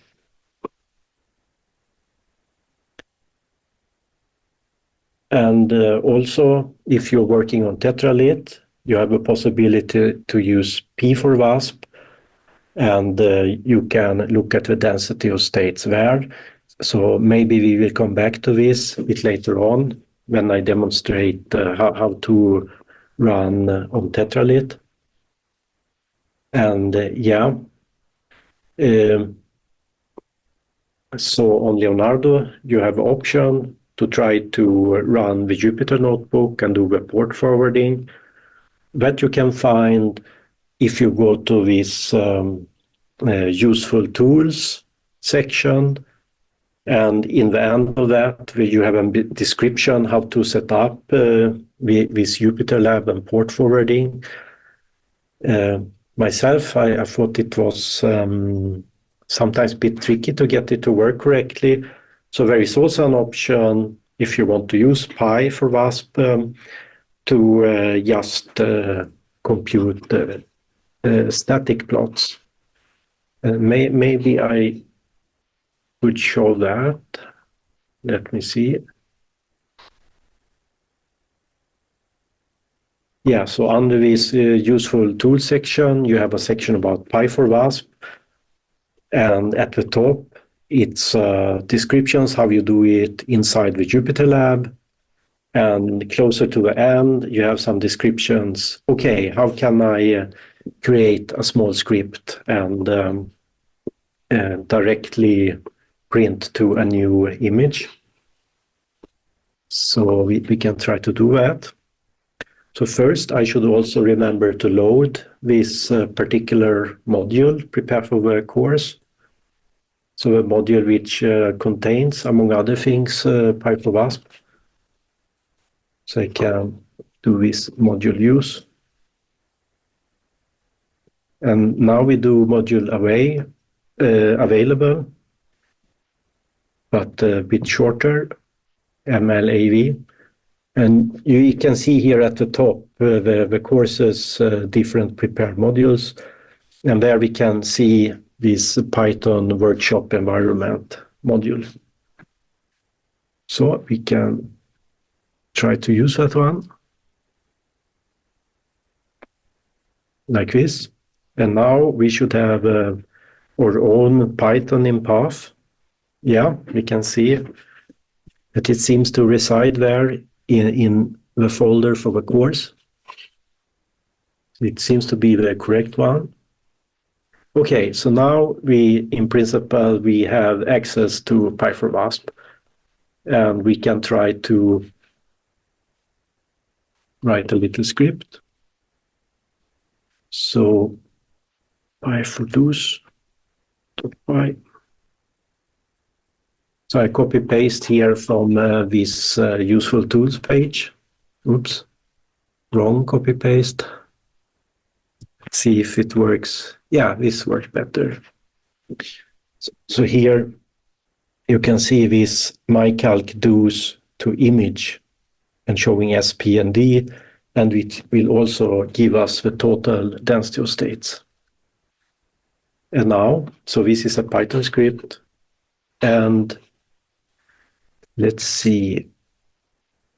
Yes, it should just be now to run Python, and then the name of the script. And it might take a while, because we were loading Py4VASP in it, and well, it will do quite more work compared to the very quick GNU plot thing which we were doing.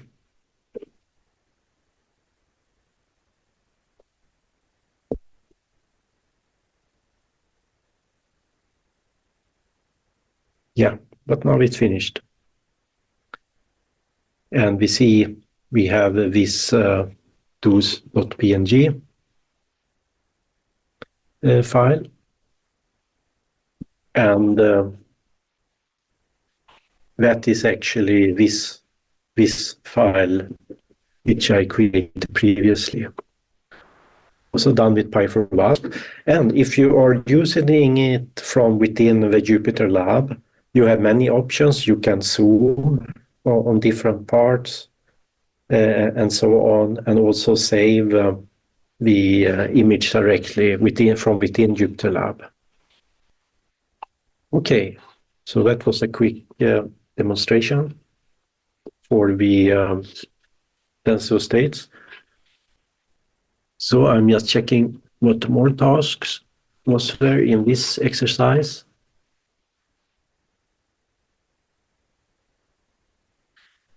Okay, yeah, there were some extra tasks. That was actually plotting these SP and D states and compare them. Yeah, and that we already did.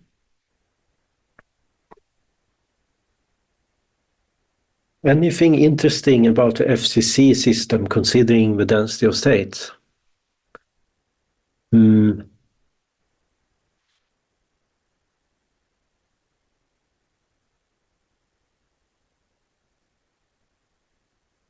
Yeah. Well, I forgot exactly what was hinted at here. If there is anything of particular interest, but maybe some of us will have a comment. Okay, and the next one was just continuing the exercise, trying it with a denser K-mesh and with a better cutoff energy and so on, and checking if we have any difference. And yeah, so that I think is quite straightforward to do. So maybe I will leave this task, and I mean, what you would expect is to get some more smoothed and converged density of states as you increase to a denser K-mesh, and also that you have a higher cutoff energy. So that is expected to happen. And on Tetralit, if one is using P4VASP, you also have this option that you can save the density of states as an XMGrace file, which then can be loaded by XM Grace. So it's this .agr type of files. Okay, so this was a little bit about density of states, but maybe I'll jump directly to the next one. Maybe we should check if there are some questions, if some questions has popped up. And let's see. No, I don't see any questions. I hope that the participants are quite busy with the exercises. Yeah, of course. Yeah. And as I mentioned before, I mean, if you already have some experience with VASP, so you're very welcome to select your own exercises. So I can show that again. So if we have a look at the, yeah. So here, so now I'm just following the different hands-on examples. But here you have more examples and topics. And you have links to the VASP wiki and tutorials there. And here also put, maybe you're interested in molecular dynamics. So you have an example for liquid silicon. And new in VASP 6, you have these machine learning force fields. And you also have an example here for liquid silicon. So maybe someone is interested in that. Myself, since my topic is theoretical spectroscopy, I'm quite interested in X-ray absorption spectra, and this is now available also in VASP 6, and there is an example for diamond. And of course, if someone has questions about X-ray absorption, maybe I could answer something. You could try to select your own material for study. And for instance, you could go to this crystallography open database, select a structure and use a SIF to cell, which is available on both Leonardo and Tetralit, and transform it to a postcard file. And there are many different tools here to try out.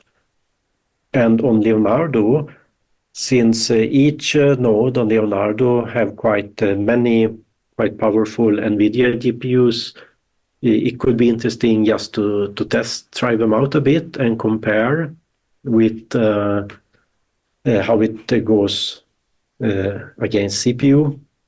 Though, I mean, if we consider these workshop examples, I remind that they are a bit slightly more of a toy kind. So as we saw that one calculation took like 1 second roughly.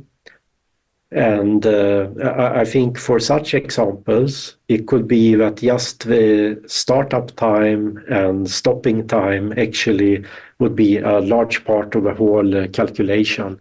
And probably they might be too small problems for a GPU to be able to handle efficiently, as we also discussed in the third presentation, so in the morning today. Yeah, I also had a suggestion one could try some basic testing efficiency exercises, and then you could have a look at the scaling, and you could do a similar graph as I showed for the old Triolit cluster at NSC to see how good is the scaling. But since our computational resources are a bit limited, I mean, we can't, of course, really run on 100 nodes, but we should really keep within one node for that type of exercise. So yeah, so that is something to do. And of course, similarly, yeah, one can do the scaling test on Tetralit also. And I remind, so if you are using Tetralit, remember to check this quick guide for working on Tetralit, because we have a few nodes reserved for use today.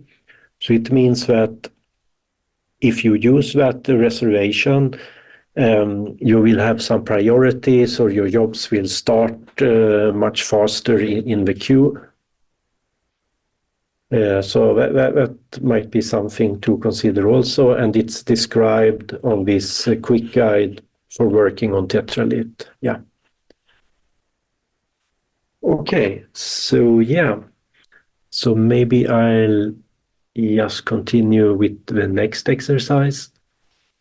And that is about the band structure. I think I'll continue with Leonardo for a bit. And probably, well, we will get to tetralit at some point also, because I would like to show you P for VASP and probably Vesta and some other interesting software which we have available on tetralit.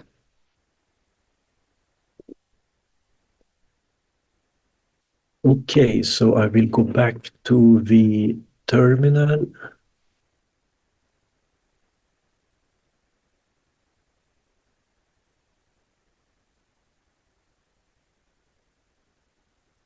Yeah, and I think we're back at the terminal. Yes. So now let's try out another example. So the FCC silicon band structure.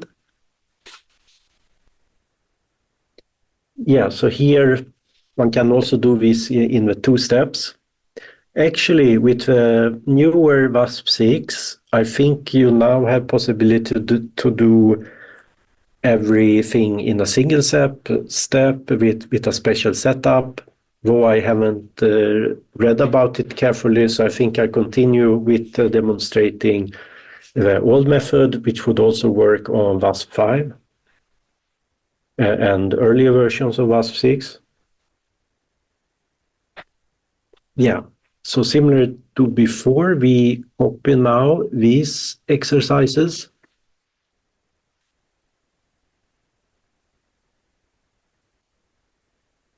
To FCC silicon band, like this.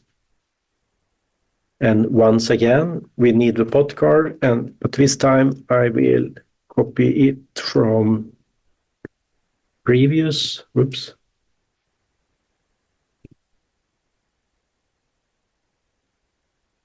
Yeah.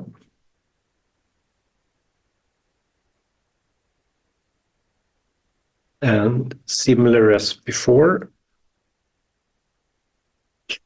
we have a postcard and we have an in card. Yeah, here we set already, so reading the charge density. You see I-smear was set to 0, and that is for the band structure calculation. Because when we are interested in a band structure, of course, we do not select the K points according to the tetrahedron method, but we select the K points according to interesting symmetry points in order to plot that actual band structure.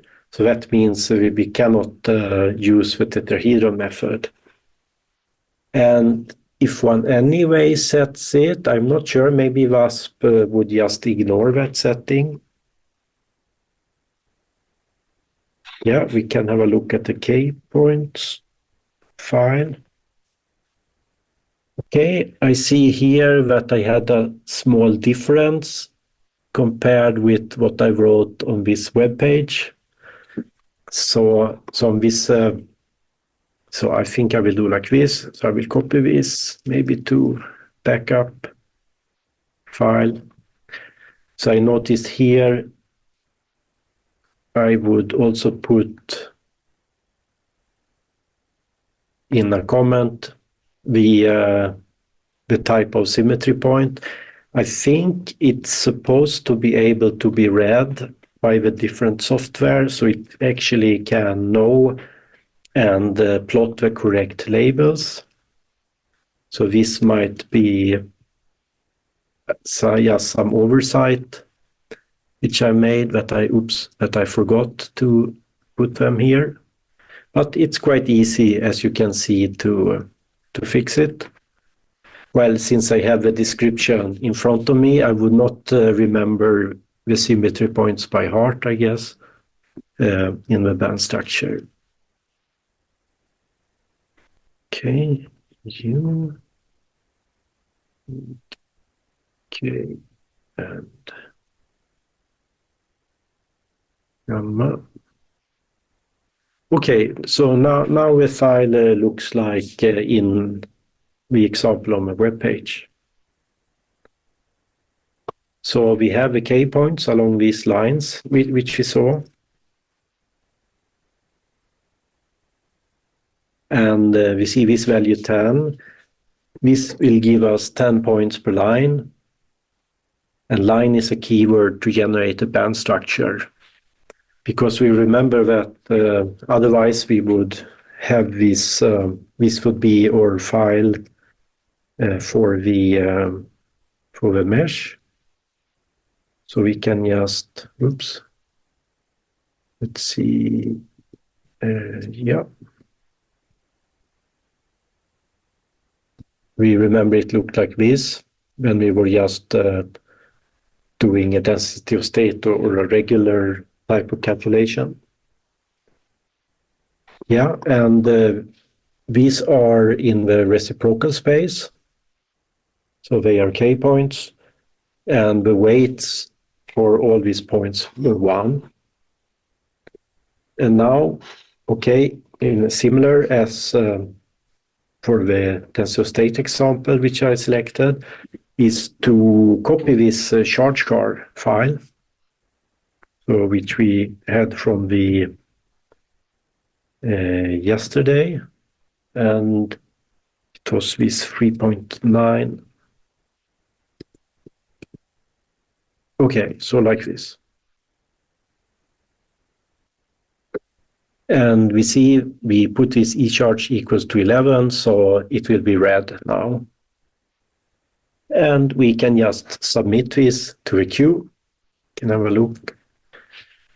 Yeah, our job script looks fine. So I'll just submit it. And we'll see how quickly it runs.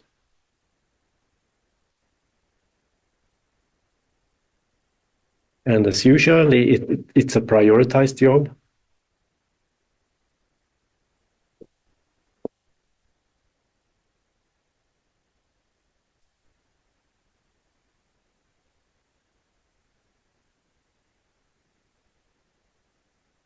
And sometimes it can be a bit fast, since these jobs will run so fast that we actually miss it when it's in the queue and running, and it's already finished.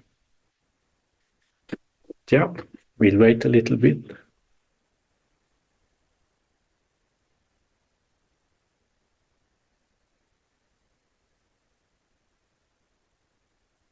And also here on Tetralit, one can have a look at the band structure using P4VASP.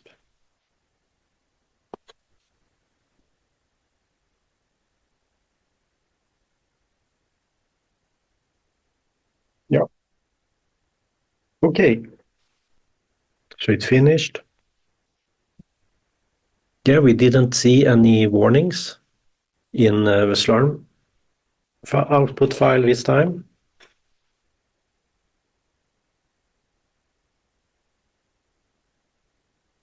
And now we would also like to plot the band structure. And the example I have here is, how to do it using Pi4VASP with the Jupyter Notebook with Leonardo. So I think we can try to make it quick again to create a static image. So if I go to this useful tools and then down to Pi4VASP description, and at the end there is a description how to make the band structure plot to an image.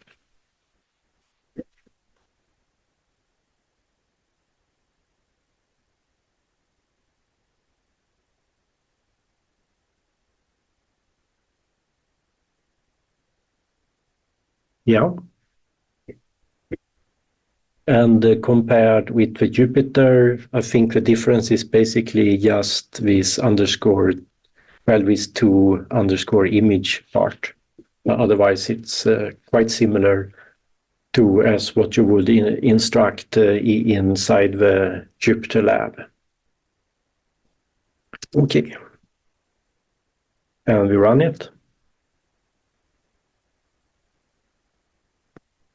And hopefully, okay. Yeah, so we got a band result. And maybe we also, so I'm thinking if this would work in this so-called dumb terminal GNU plot, but probably it would look pretty awful maybe. And I will see. I think I might have a band plot prepared, hopefully. Otherwise, I will fetch it a bit later. Okay, but we are lucky. So here is what you would see. But in this case, when I did this particular run, I did not put out the symmetry points. So that is why you just see this 1, 1, and 1, so on here. And probably, maybe it's also possible to remove these weights since they are the same. I would assume that would be the default with VASP, but probably one should check it. Yeah. But anyway, so it's possible to get out a band structure from the calculation. And also by using P for VASP, you will see something similar on Tetralit. And I'm checking back now on the exercise. Okay, so in the example file, yeah, it was similar to what I show here for the band structure. Yeah, here they have an example band structure, and I think it looked quite similar to what we saw recently. And if you're checking out this example on the VASP wiki page, here you can also see how you can do this with P for VASP. So there is some instruction here. So if you are on Tetralit, it's basically just to follow these steps. Well, and they are also should also be somewhat described in at OR page. Okay.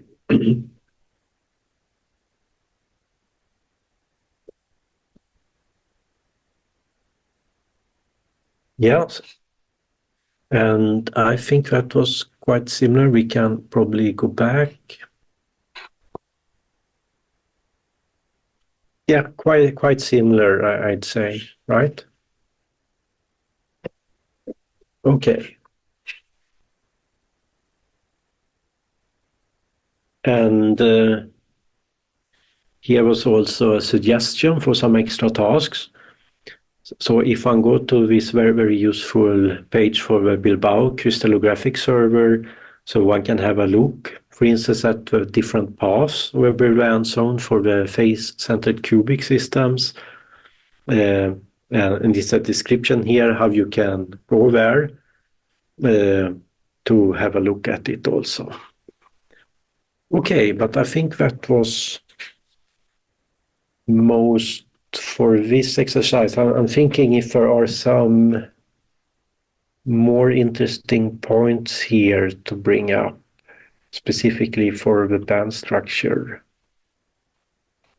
If I remember correctly, I think it's also here, so in P for VASP, I think it's possible that you can save the band structure to the XMGrace format and open it up using XMGrace.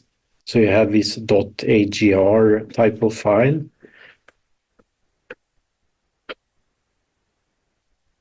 And of course, if one is plotting this directly in Jupyter Lab, I assume that you have a more dynamic image where you can zoom on different parts and so on. And then you can also select to save the image to a file. Okay, but maybe that was most things to mention here. And for the other exercises, we also have this cubic diamond silicon structures, so a slightly more complex structure compared with FCC, perhaps. And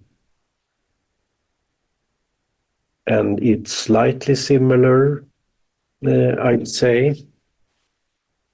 So I'm thinking if maybe I should jump ahead a bit. And also here you will do a volume relaxation, or yeah, I could. Yeah, so if one continue with this cubic diamond structure, so it's relatively similar here as we have seen already, but it can be interesting. Well, now we have two atoms instead of one, so slightly more complex system. We can see here that in the postcard, is it possible to read, by the way? Maybe I should increase it, or it's fine. I think it's fine. Okay, great.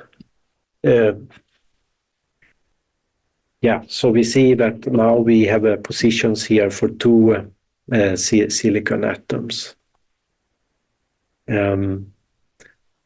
Yeah, but more to mention about it. It's quite a similar thing as before. Also here, one will do volume relaxation, and one has different help scripts. So one for the tetralit and one for the Leonardo. And one submit it, and now one get a new file which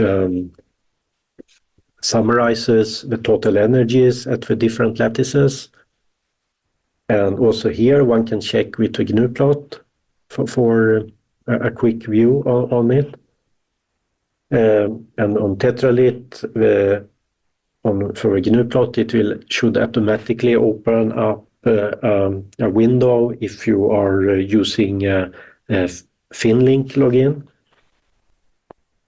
And Leonardo, as before, one can print it directly to a file, which one copies back to one's own computer where one is sitting.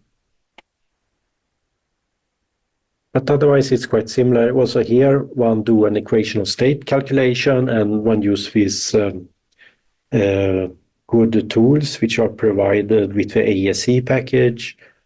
That was also automatically installed when one was installing the Pi4VASP package. Yeah, so basically one do a bit similar things here. And similarly, one do a density of state calculation and then a band structure calculation. One checks if one gets some interesting messages in the Slurm output files and so on. Yeah, so it's pretty straightforward. So maybe I will, at least for now, I will jump over that one, since we have seen most of it already, so to say. Okay, then we have something called cubic diamond silicon volume relaxation. So here we do a relaxation of the internal coordinates, volume, and cell shape for the cubic diamond silicon. Yes, so this I mentioned in the presentation. So I think I put a link there. We saw this plot with the copper system, and we had the different lattice parameters over using the different K-mesh and the different energy cutoffs. And we saw that if we did not have a sufficiently dense K-mesh and not a sufficiently large cutoff energy for electron volt or this plane wave basis set, we would get a very jagged line. So we would not get this nice line where we can easily find the minimal point, so to say, for the optimal lattice parameter. So I really recommend to read this about the energy, VS volume relaxations, and polar stress. So that is very useful to know about. Maybe it was even of higher concerns previously when calculations were more costly to run, and perhaps people used slightly smaller meshes and lower energy cutoffs. And perhaps when people calculate today, we already start with these so-called Emax values, or already from start we increase them a bit by multiplying by 1.3, for instance. But it's a very important information to have a look at. Okay, so we just started to have a look at these examples of a cubic diamond silicon. So relaxation of the internal coordinates, volume and shape cell. So let's see, so we can follow it a bit here. Okay, fit the total energies over a volume range using equation of state method, relax the structure with VASP on the fly. Yeah, so on the fly would mean that we are relaxing all of this in one calculation rather than doing this point calculation for each and every lattice parameter.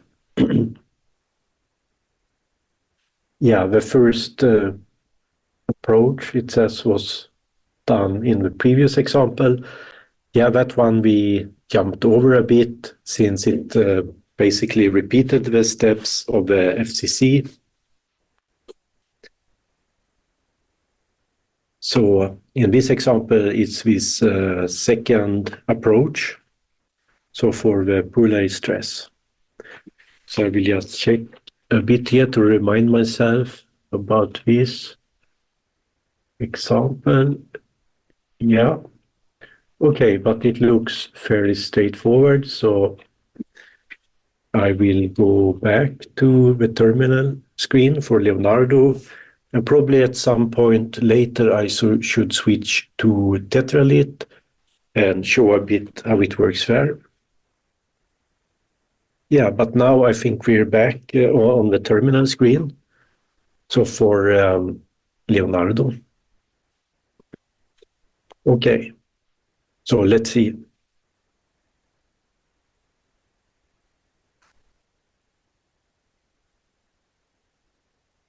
Okay, so we just copy the new example folder.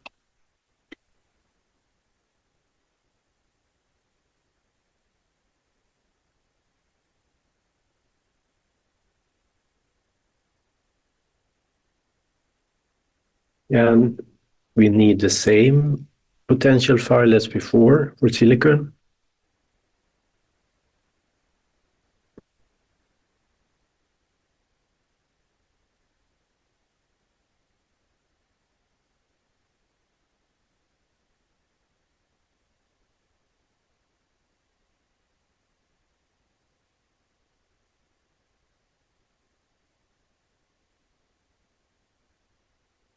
But now we have a slightly different structure file, so postcard.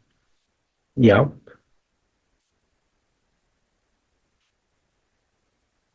So it's for this diamond silicon structure. And we can have a quick look at the INCAR file, how it looks in this case. Here We could in particular mention the Ebrion equals to 2. It's for using conjugate gradient algorithm in this case. We have an Nmax, so the cutoff for the plane wave basis set. We also have this ESIF for the change of internal parameters. So here it's shape and volume at the same time. We have this parameter NSW equals to 15. So that's the max number of ionic steps. Of course, it could be much higher, but this is still a quite simple example. And then we have some parameters related to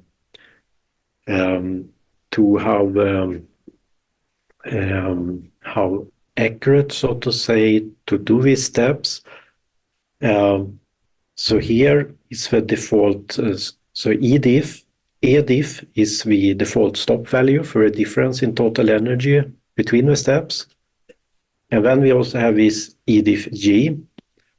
And it can be both positive and negative. And if it's negative, it's the stop criterion for the ionic relaxations if forces are smaller than the absolute value of that number. So that's what this means in this case. And we can have a quick look. Yeah, K-point mesh, so nothing strange here. So it appears just to be possible to run the job as usual. So let's do that. And let's see how the queue priority looks like.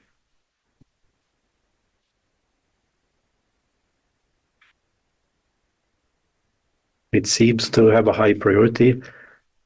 Oh, it's all, yeah, it started. Let's see if, and it's finished already. And if we would have been on tetralit, you could use the CEF command and then the Slurm job ID number, and then you would have gotten some statistics about the run, but it's not available on Leonardo. And as before, we can have a look at the Slurm output file, so the standard out for the VASP calculation. Yes, so here we saw all the different. So at the top, we have a usual information about loading modules and how it was running. Like we wanted 8 cores, and we can see that it was running on 8 MPI ranks, and it had 1 thread per rank because we have this OpenMP threading just set to 1, so we are not really using OpenMP in this case. Here we can now see the different loops for the structural relaxation. So you remember from the first day we had this iterative cycle which was shown on one slide, and you had it for electronic structure, and for just computing the static system, that was the only iterative cycle, so to say. But if one also have this geometry optimization, you have this outer loop where one is relaxing the different ions which are allowed to move around. And that is what we see here. Then it runs into this step 2 and 3 here. And we can see how the total energy changes, maybe quickly, maybe like this. Yeah, so here we can see that we get smaller total energies in the different steps. And it's typically useful to look, so if we clear this and we look at the end here, we see that we reached the required accuracy, so stopping structural energy minimization. So that is good news. So it means that the criteria which we set up were reached in a fine manner. If they are not, you will see some kind of different warnings or error messages here. But it can really depend on your system. If you have a complex system, sometimes it can be more difficult to do the structural relaxation, and one might have to think a bit about what settings to use and so on.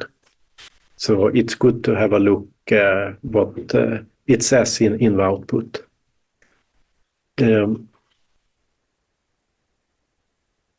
Yes, so we started with this postcard file, and now when it finished, you will find the end structure in the so-called contcar file. So we can see that there were some changes here.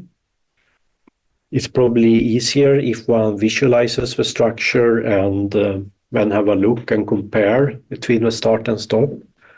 But of course, it really depends. I mean, sometimes if you already have a good guess for what the optimized structure would be, maybe it will be even difficult for the eye to see the changes. But it really, depends a bit. But if you, let's say, you would relax a surface system, you would quite clearly, in most cases, I think, see that the outer layers of the surface system, that they would relax against each other, for instance. So, and that becomes more clear.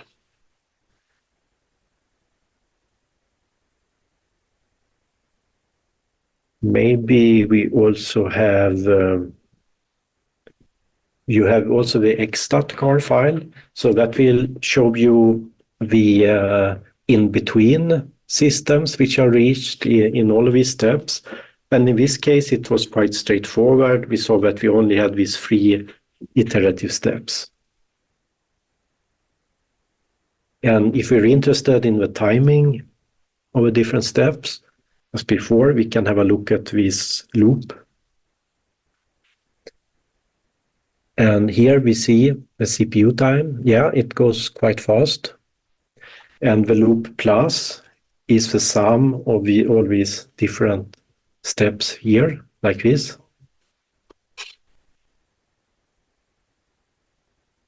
Yeah, and here we should point out that when you do this type of structural relaxation, you typically don't use this total energy.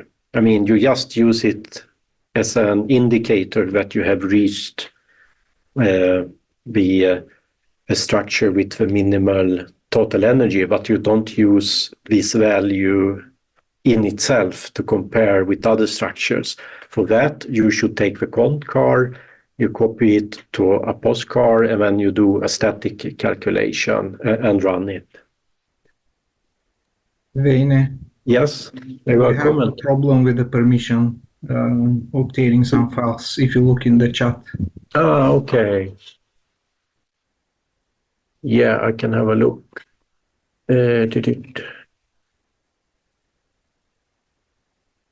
Let's see, in the chat, you say? Yeah, here, I got an error. Okay. Strange, because it worked yesterday, right? At least for silicon. And now I also It's the same, PB64. Yeah. Mm-hmm. Okay. I can have a look. Let's see, but it's difficult for me to test since I'm not the user, so to say. It should be readable for the group and everyone, so perhaps... Yes. Of course, it depends. Yeah, okay, so you use a copy. Mm-hmm. It should not... Okay, we can have a look at it. So let me have a look. Oops. Yeah. We can have a look. So it's this Leonardo Scratch and so on. Leonardo Scratch and the fast EuroCC TD0203. Yes. And at least here it's a correct group for the VASP workshop. And the PAW, it's a correct group. It's readable and executable. And it's silicon, right?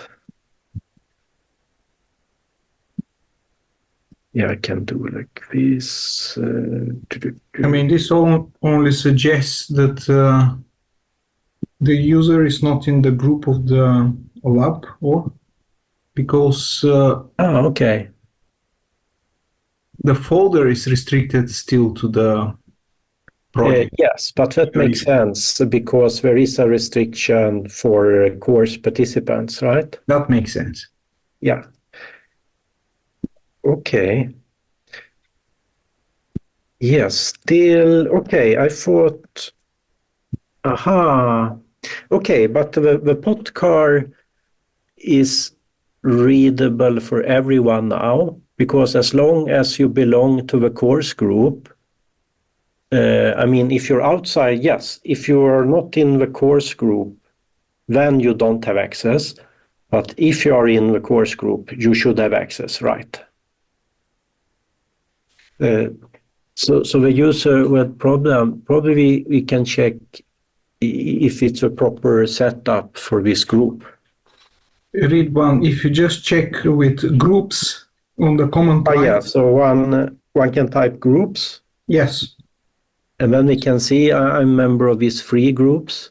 So interactive, and then this teacher group, and then this course group.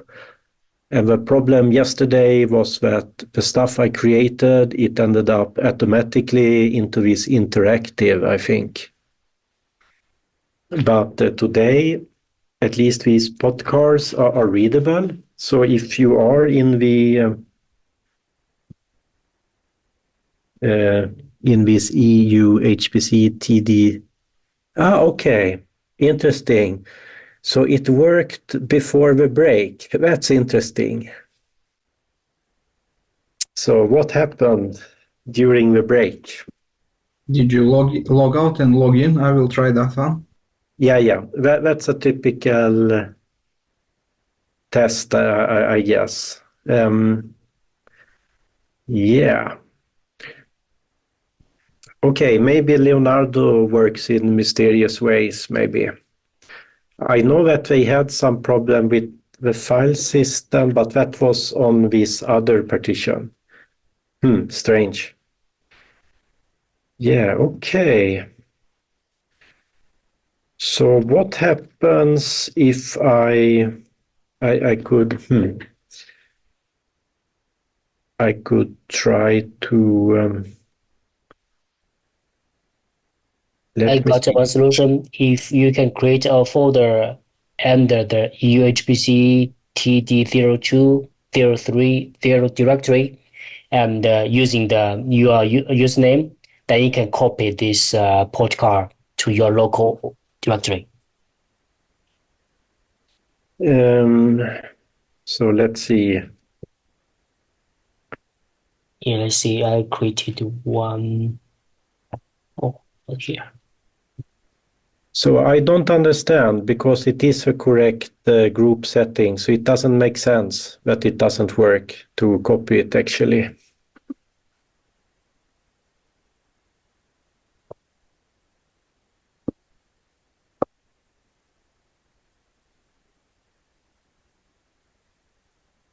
For example, I create a directory RTB something. In this directory, Leonardo Scratch Fast EuroCC TD02, and in this RTB something directory, I can copy this protocol. I find this RTB 020. Yeah, it is me. Okay. So you have copied it there already. Yeah. Okay. And this has this group Corsi. I see. That's another group than this EuHPC. Okay. Yeah, maybe there is some peculiarities with how the groups works on the Leonardo system. I mean, typically when one have different projects, one need to be a bit careful with the group permissions and so on. Yeah. I think now it works if you can copy this file to anywhere. Yes, and this is the silicon pot card, right? Yes. Yeah. Give me a sec. And it sounds very odd if something worked before the break and now it stopped working. Yeah. Okay. Yeah, now it We works. will see. Okay, but I guess I continue for now and we will see. So maybe we can put some more potential files here. There should be the one for nickel also if one follow this example. But I assume if I create a folder there, it will get some default. Okay, but it seems this Corsi group should be, that's a group I don't belong to, apparently. Okay, yeah. But I guess I move back to the hands-on. So for the cubic diamond silicon, yeah, so we run the calculation and yeah, here where was, so in the exercise we say compare with the equation of state lattice parameter obtained in the previous example and from the VASP wiki.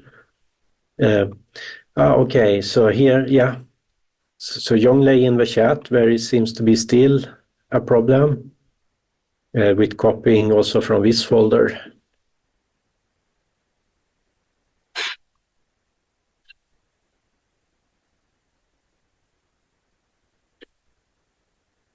Should it not have the same group as a course? So no, you cannot copy this file from the RTB 020, but this one is not available.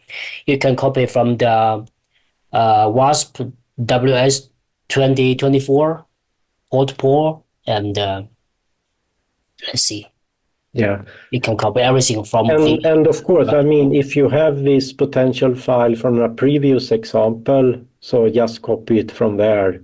So if some previous example worked and you copy it, so that can be a quick way. Okay, but it seems there might be some issues with the permissions and groups on Leonardo, it looks like. Okay, but maybe I continue for now, and maybe we will come back to it and see if we can find a good solution. Okay, yeah, so yeah, I previously mentioned that since we did this full structure relaxation, so we will not use the total energy or density of state from this type of calculation, but we should do a static one if we are interested in, for instance, density of states and total energy. And here I had a demonstration that if you have a pi for VASP, for instance, if it would be set up via the Jupyter lab on Leonardo, so it's a small instruction how to check the convergence of the total energy. And on Tetralit, one can just use P4VASP to do the same. Though, of course, since it's quite small example, we can see it directly with our eyes also, how it converges to this lower total energy. And also here there were some extra tasks. And here was, so here is an idea to continue this relaxation, but starting from the comp car. And then the question is, okay, did it change now? And typically what I do, if I have a bit complex structures, I would typically run the second step with a relaxation for the comp car also. So if we do like a continuous calculation, so now it's important that we copy cont car to the post car. Okay, we still have the same in car, K points, pot car, job script.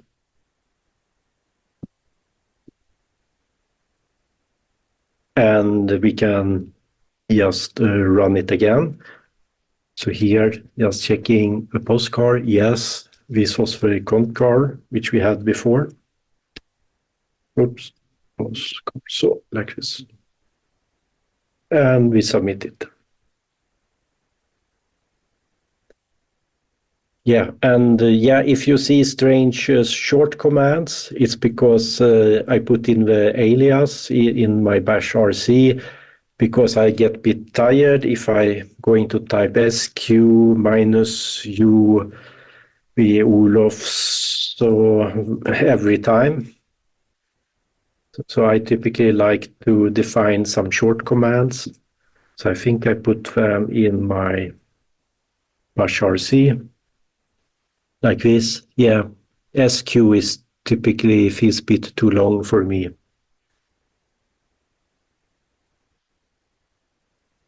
Yeah, so it's in the queue, so we will see how it goes there.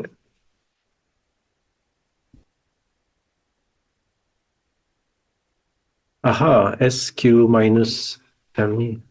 So is that a shortcut? Yeah, and I think it works on all clusters, at least the ones I've tried.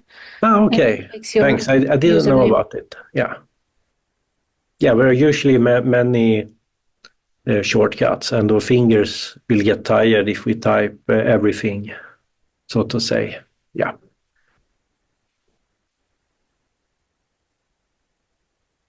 Okay. So it looks like it's finished. Yeah, and we see it actually only run a single step, and then we already have the required accuracy. So we stopped the structural energy minimization. So it seems it was a quite good starting point. Yeah, so we only have this one value in the exstat call.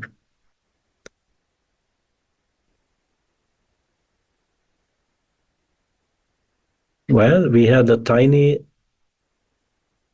Okay, actually the difference was a minus sign 0 or a plus 0. So I would say it's not a difference actually.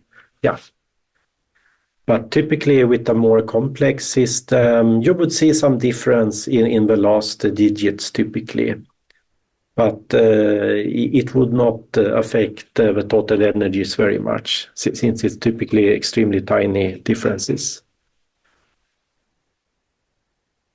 Yeah, and in the rest of the exercise was a suggestions to repeat it with some higher accuracy, so increasing the NMAX.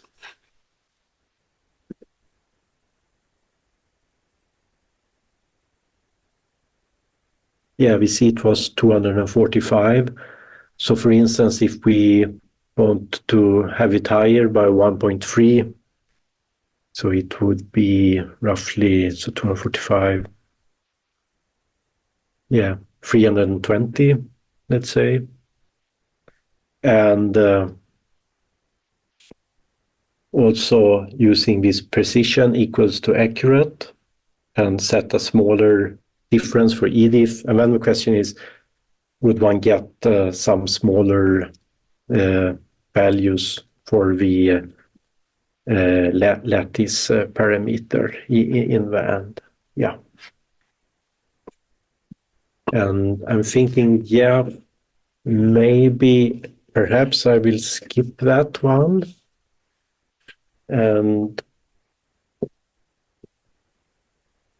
But now we have been working quite much on Leonardo, so probably I should step back and we have a look at Tetralit.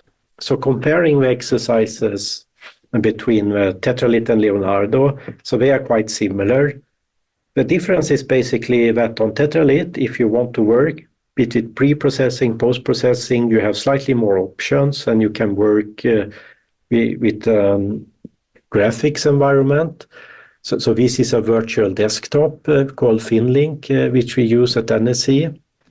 And it's quite handy to log in. So you get like a Linux-looking desktop, so to say. And here I have opened a terminal, so I can show a little bit about Tetralit, which I'm much more familiar with compared with Leonardo. So for instance, if one is interested in the different VASP installations on Tetralit, we can search for them like this, module available VASP. And we get this list. And here, since I searched for VASP, we can see we also have this P for VASP and Pi for VASP. And Pi for VASP I installed just now before the workshop. And then we have some special versions of VASP. And we have this V-test special installation. And otherwise, we have both the older VASP 5 and we have a newer versions of VASP. And the most recent one you can see is 6.4.3, released in March this year. And you can see we built it with a slightly newer Intel build environment here. And now, since I am covered by a license from VASP, it's possible for me to load it. And it will be available in the path.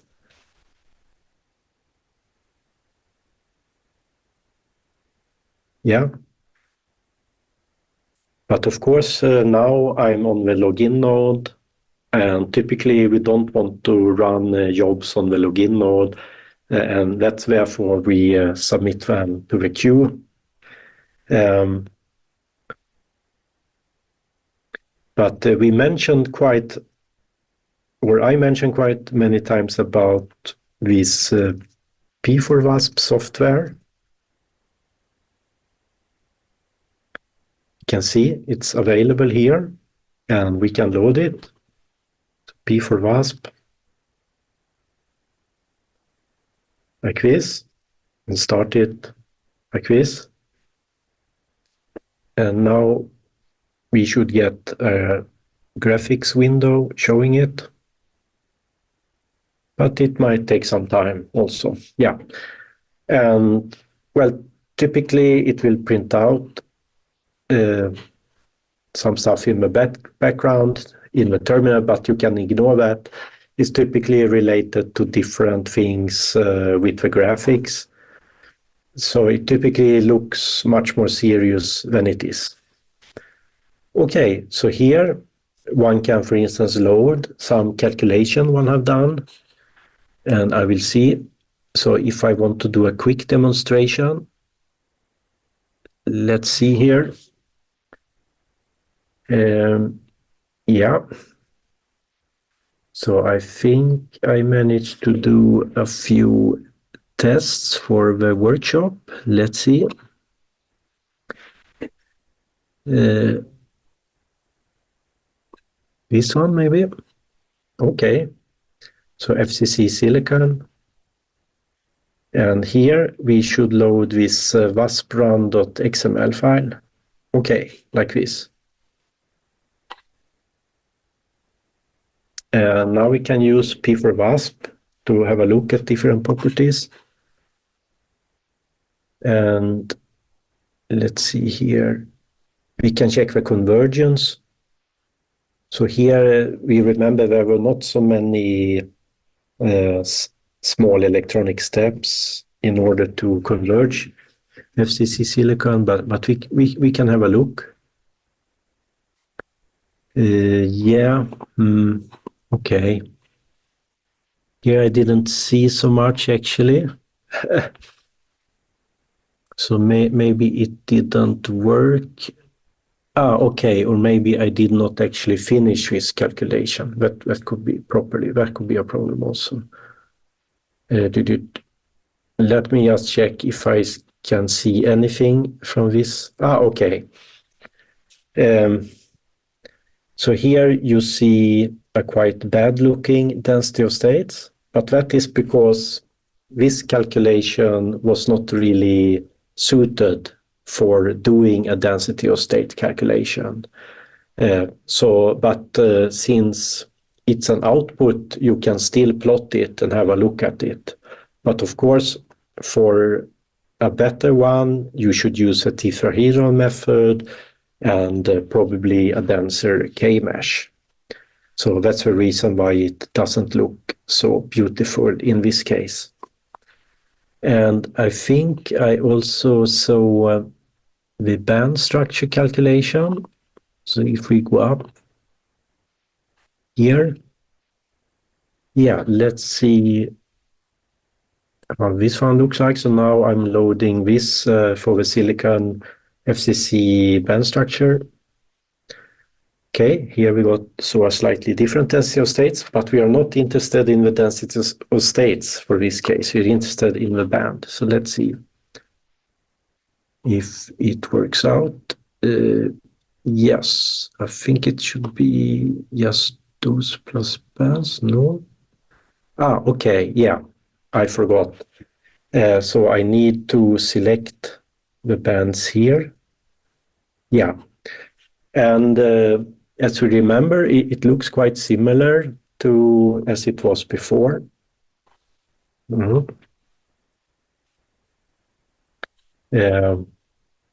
Which is good. And I think P4VASP can be a very useful tool, and it works well also with all the VASP5. And with the Pi4VASP, it's also very nice. And typically you use that one inside the Jupyter terminal, but then you also need to compile. So with the VASP6 and including this HTF5 format. So you have these .h5 files. Okay, maybe we can have a look at the density of states also. So let's try to load it.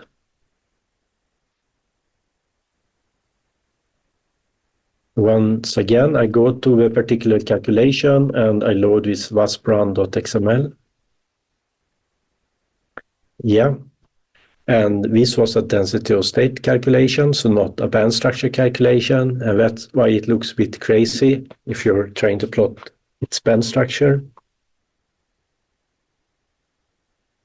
But the density of states looks much more reasonable.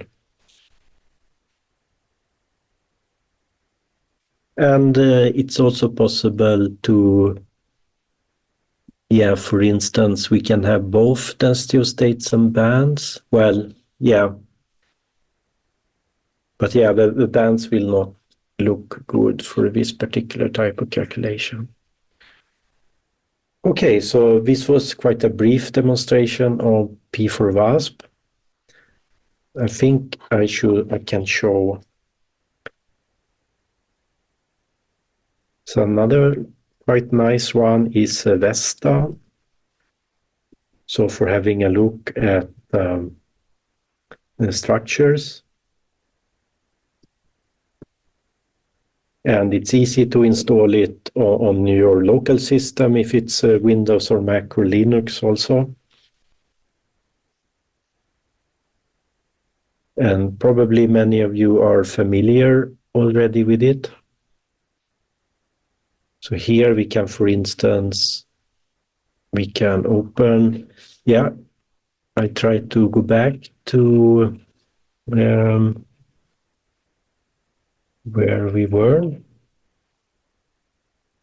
Yeah, workshops, right. Yeah. And this year's workshop. And you can see, so we can also, apart from a structure file, we can read some of the other output files from VASP also, so you can do charge density plots and such, for instance. But here we can have a look at the structure. Yeah. And it's FCC silicon, and we see the primitive cell. So if we look at all these atoms, well, it's the equivalent atoms, it's the same site, it's only a single silicon in this cell. So yeah, and it would look a bit different if we would, for instance, instead have a more traditional unit cell, and we would more clearly see that it's an FCC structure, for instance. Okay.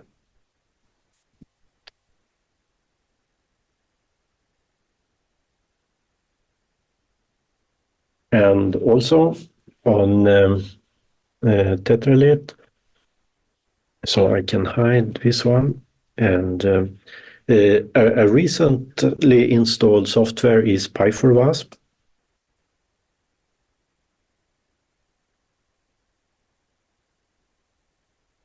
And it's possible to start it like this, or we load its module.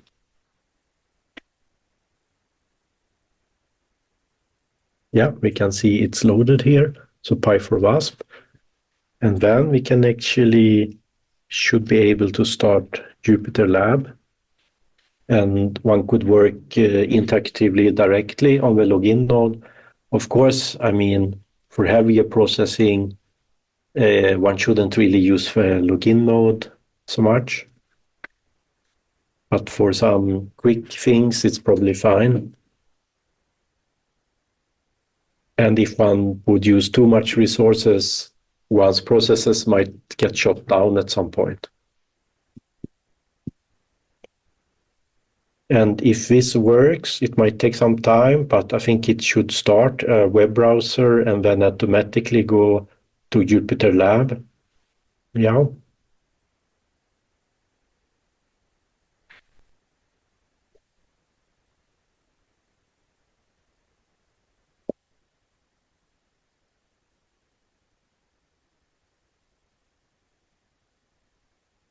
Yeah.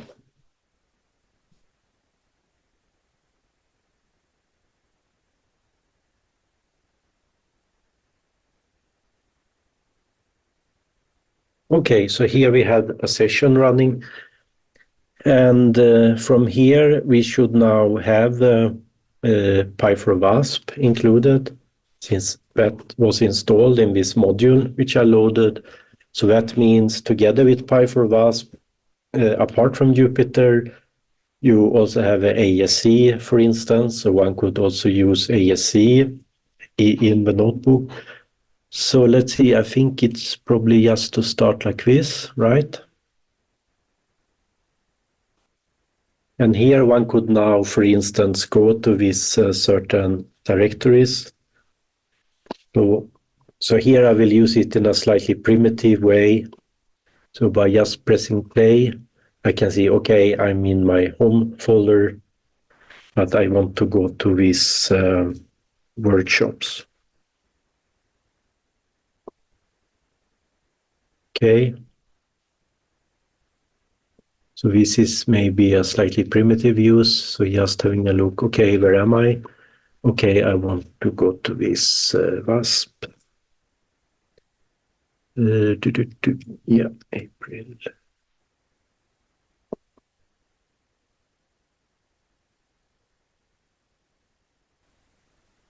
But yeah, so we are coming to the last part of the VASP workshop. great. We can talk about the petrolist, and I will keep the recording. Yeah, and after that, it's a in the good freestyle, idea since it's the last part of the workshop. So if people have some final questions centered around VASP and its use on HPC systems or different tools for pre-processing, post-processing, you're also welcome to ask about them. And we have this HEC MD page, right, for day 3. So there was one new page for each day. So it's just to ask one's question there, right? Yeah, participants are quite active in the chat box. So they don't have so much in there. That's fine also. It's fine. Yeah. Well, of course, I mean, there were some questions asked yesterday, so maybe we already covered quite much. But it could be a good idea to take the chance to ask the questions while we are still running the workshop. And of course, if you are a user of a NAISS system, such as Tetralit, you're welcome to ask questions to respective support. And as you know, if you're a NAISS user, we have this super page where you actually get a form, so which helps you to put your question in some structured manner. So that can be useful to know. And if you're interested about running VASP at the different NAISS centers, typically if you go to the center homepage, there will be some pages where you can read all about the different installations which you can find there. And in some cases, I mean, depending on slightly different choices on the hardware architecture and available compiler sets and so on, there can be some differences in exactly how the binaries were compiled. But typically, you will find some information there at the respective center homepages, right? And of course, you also have at some systems, for instance, at the LUMI EuroHPC, where I think one is supposed to build VASP by yourself if you have a license, but perhaps one can get help with a recipe for how to build it. And I saw that on Leonardo there was actually VASP available, but for this course I built the course own installation, so one CPU version based on the Intel and one GPU version for running on the NVIDIA GPUs. Okay, but maybe I'll continue a bit with showing some stuff before we go to the really free part, so to say. Yes, so we were having a look at this Jupyter Lab, and I started it on the login node on Tetralit. Of course, if I would do some more heavier processing here, I should instead, for instance, start an interactive job and then start the Jupyter Lab with the no browser option, and with the help of port forwarding or using a special file, I could then open up the browser on Tetralit and copy paste this information. And while the browser would run on the node, the actual processing would be on the work node. And on Leonardo, it's a bit similar idea that, as described, if you check in this useful tool section for Leonardo about Jupyter Lab, you could start it on the main node, on the login node, then use port forwarding, and you open it up in your local browser. And I tried it before the workshop, so it worked at some point it was a bit tricky. So we will see. It might or might not work. And I think it's the same for Leonardo, that if one is doing some heavier processing, one should probably start with from a work node. But when you need to do this port forwarding twice in order to connect it on your local computer. Okay, but yeah, so I was looking here inside this folder. Yeah, so let's say we could go to the density of states. Oops, I should do CV.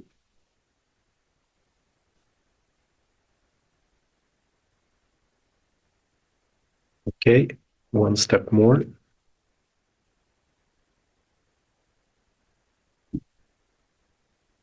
Yeah, so here we saw some output already from this test. And now one can follow the instruction for Py4VASP to do a plot of the density of states. So I'm going back to that example in my browser here. If I have it, let's see. Yes. So under the Leonardo button, I had it here.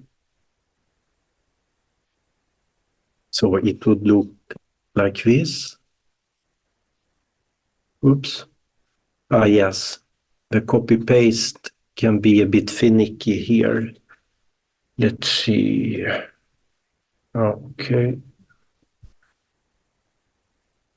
Can I just paste? Oh. Okay, well, oops. Okay, I will do like this. It's not so many lines.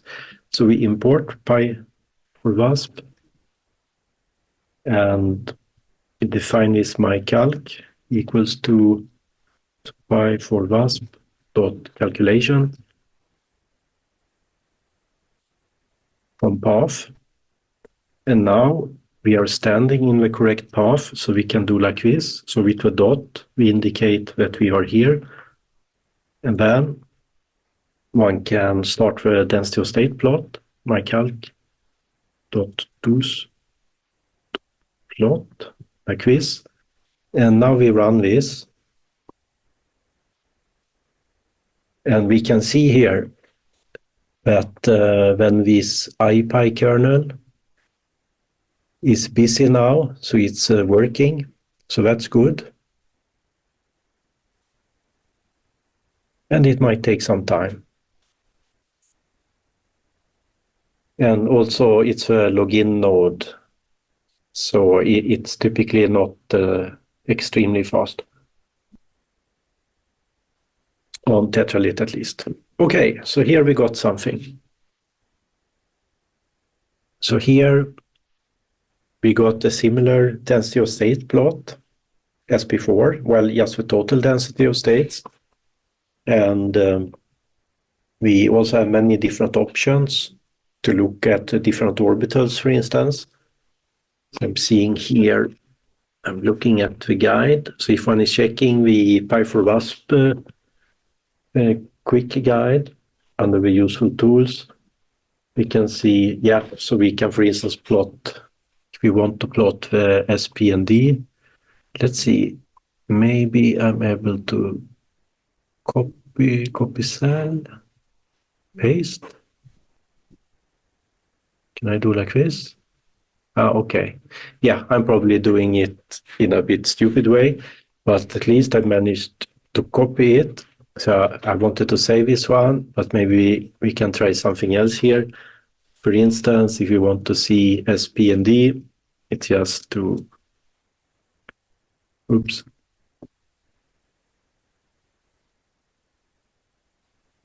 Like this, and then we rerun it. Yeah, and here we can see, and now we have bit more dynamic options within this Jupyter Lab session.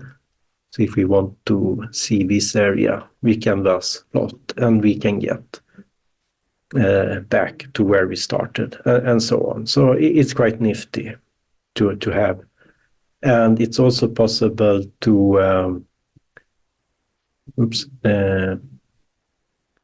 save this picture somewhere. Let's see how to skip it.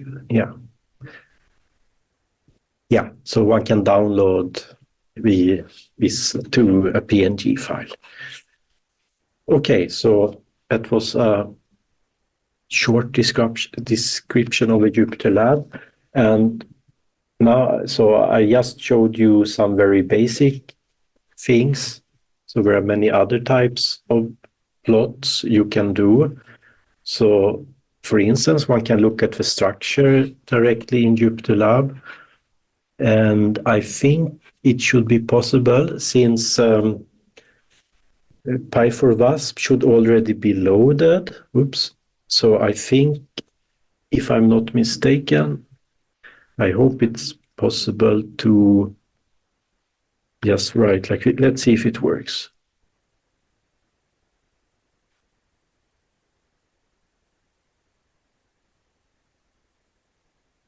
Yeah.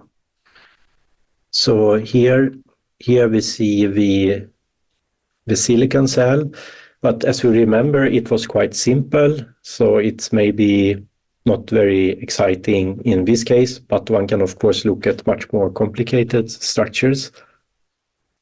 I'm thinking maybe I have the, maybe I can find some more examples.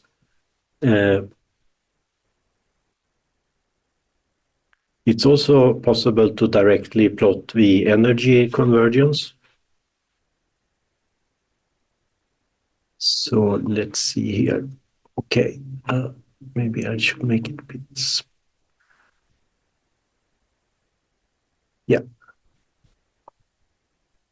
So let's have a look at the energy convergence. So we have MyCal like this. Energy and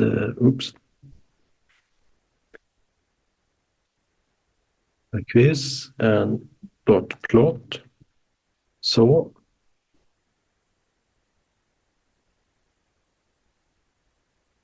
yeah, yes, this was the density of states plot, right? So that explains why this was not so exciting to see. So yeah.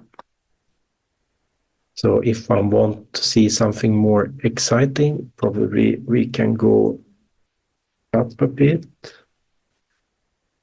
think I had the FCC silicon. Let's see.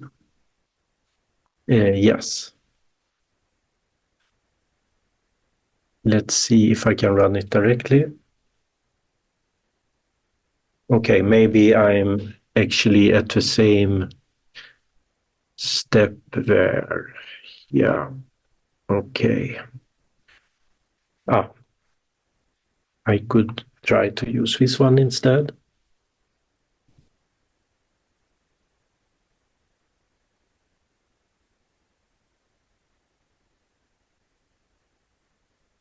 And yeah, I guess the gist of it is that it's possible to do quite many things, and there are many more options which can be used in Py4VASP.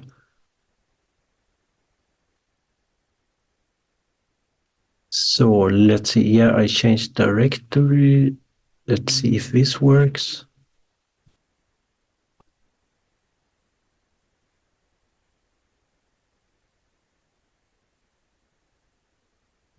Okay. Maybe I'll quickly do like this. Open that. Yeah, so one can also open a terminal directly in Jupyter Lab, which is quite useful. For instance, if you're connected with Leonardo, and because then you can also have a terminal in the browser. So I just want to check.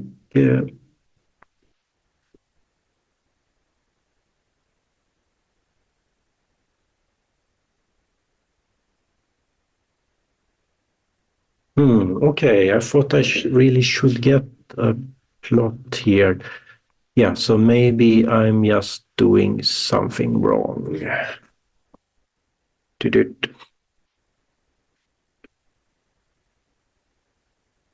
Okay, let's see. Yeah, I just was curious what happens if I remove this. Okay, then it's invalid syntax. Okay, maybe if I make, so we had 8 steps. So let's try to plot between 1 and 8. Let's see. Okay. Yeah. Well, yeah, it could be that I configured something wrong for the energy convergence plots. But well, in principle, it should work out. But probably I have to look into it a bit more careful to see if there could be a problem with this installation I made, or if it's something related to a calculation I made. Okay, so this was a little bit about using Jupyter Lab. And as you can see, so if you're not familiar with it, it can be quite useful also that you can open a terminal directly. So you can be at the particular supercomputer and also work in the browser or on your local desk computer, for instance. And yeah, so one can see it's also possible to open up some other helpful tools. Okay, yeah, so this was a bit about Jupyter and Py4VASP.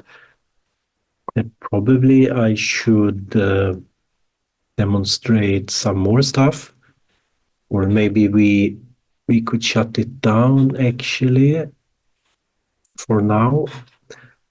Yeah, so it's good to shut it down since it's using some resources on the Tetralit login node.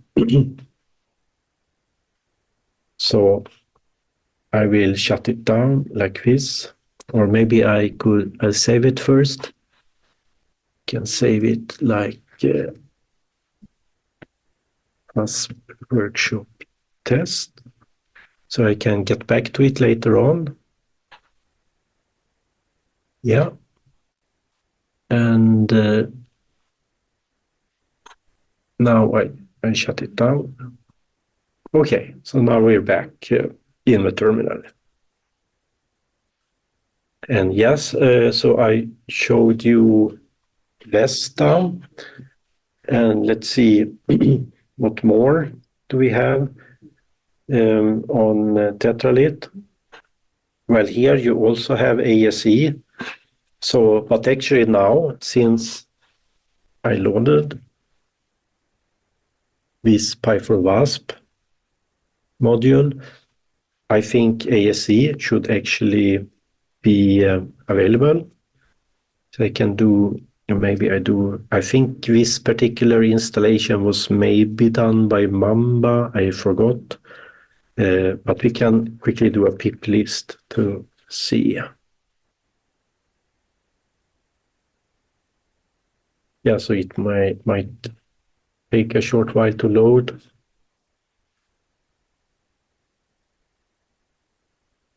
Yeah, we saw Jupyter stuff. Yeah, here we see that it's the latest ASE package we have here together with Py4VASP. So we can also directly use scripts with ASE. Otherwise, so if one would not load Py4VASP, one could also load ASE directly. So there is a module for ASE, but you need to, on Tetralit, you would need to load it together with a Python installation in order to use it. And if we look at the Python installations on Tetralit, at the moment, most useful if you want to get lots of packages. I think this module with 3.10 called something ENV, so environment. If you load that one, you, for instance, will have NumPy and CPy available directly, and that you need, for instance, for working with the ASE. And if you load ASE, it will actually give you some warning message where it tells you to please also load a Python. And the reason is, I mean, there is also a system Python, and it was the same on Leonardo, that there are system Python, and there are Python packages. On Leonardo, I noticed that if you loaded the Python packages, which are found in the, so to say, base setting, they did not come with the NumPy. So, so that can be a consideration. So it means that one would have to fix some more involved Python environment by oneself. But let's say if one is just interested in getting hold of NumPys and CPy and some standard Python packages on Tetralit, it might be enough to just load this particular Python module. Yeah.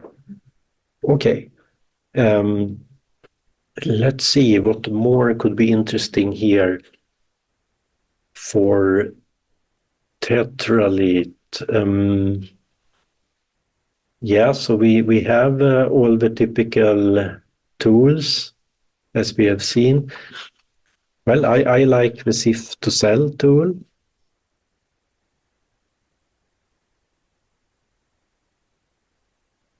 With this one, it's very easy to convert different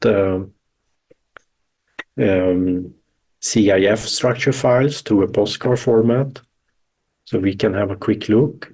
If I see, let's see, okay, yes, maybe I do like this and I grep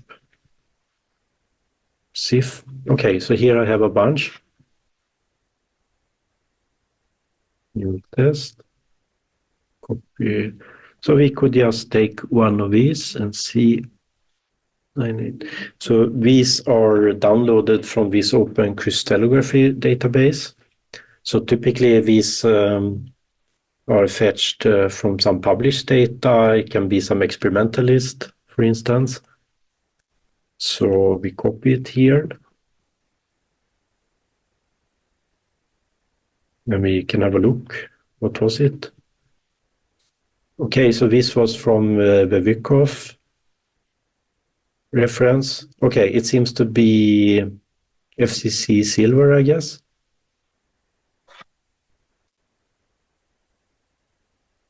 And now one can use SIF to cell. Also, there is a useful help text. Sorry.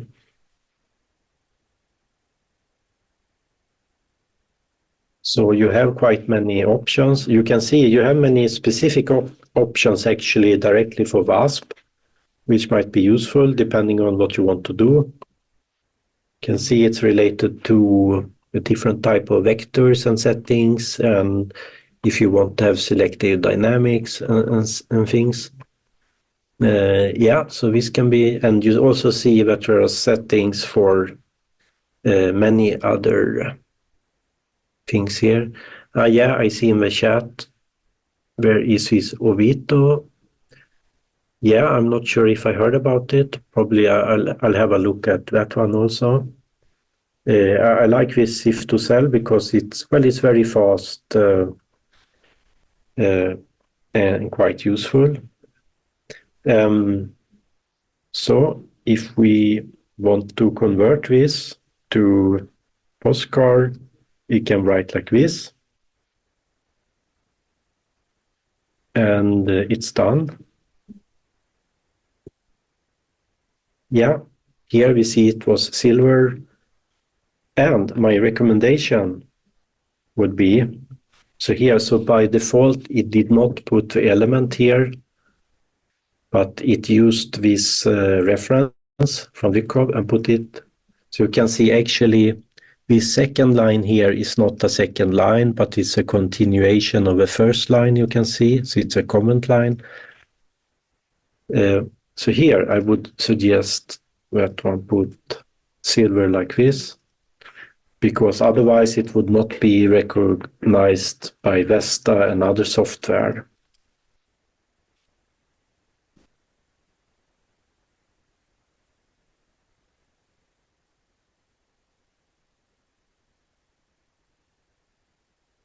Yeah, I called it new test, I think. Yes. Well, also maybe a bit easy structure to look at, but yeah. So it's also the FCC silver instead of the FCC silicon. So also, yeah, just a single atom here. Okay, yeah, and this is just some output from Vesta. Is complaining a bit, but we can ignore that.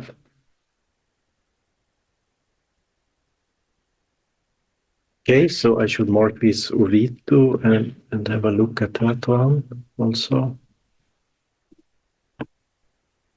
Yeah, I might have heard about it actually, but I probably need to have a closer look at that tool.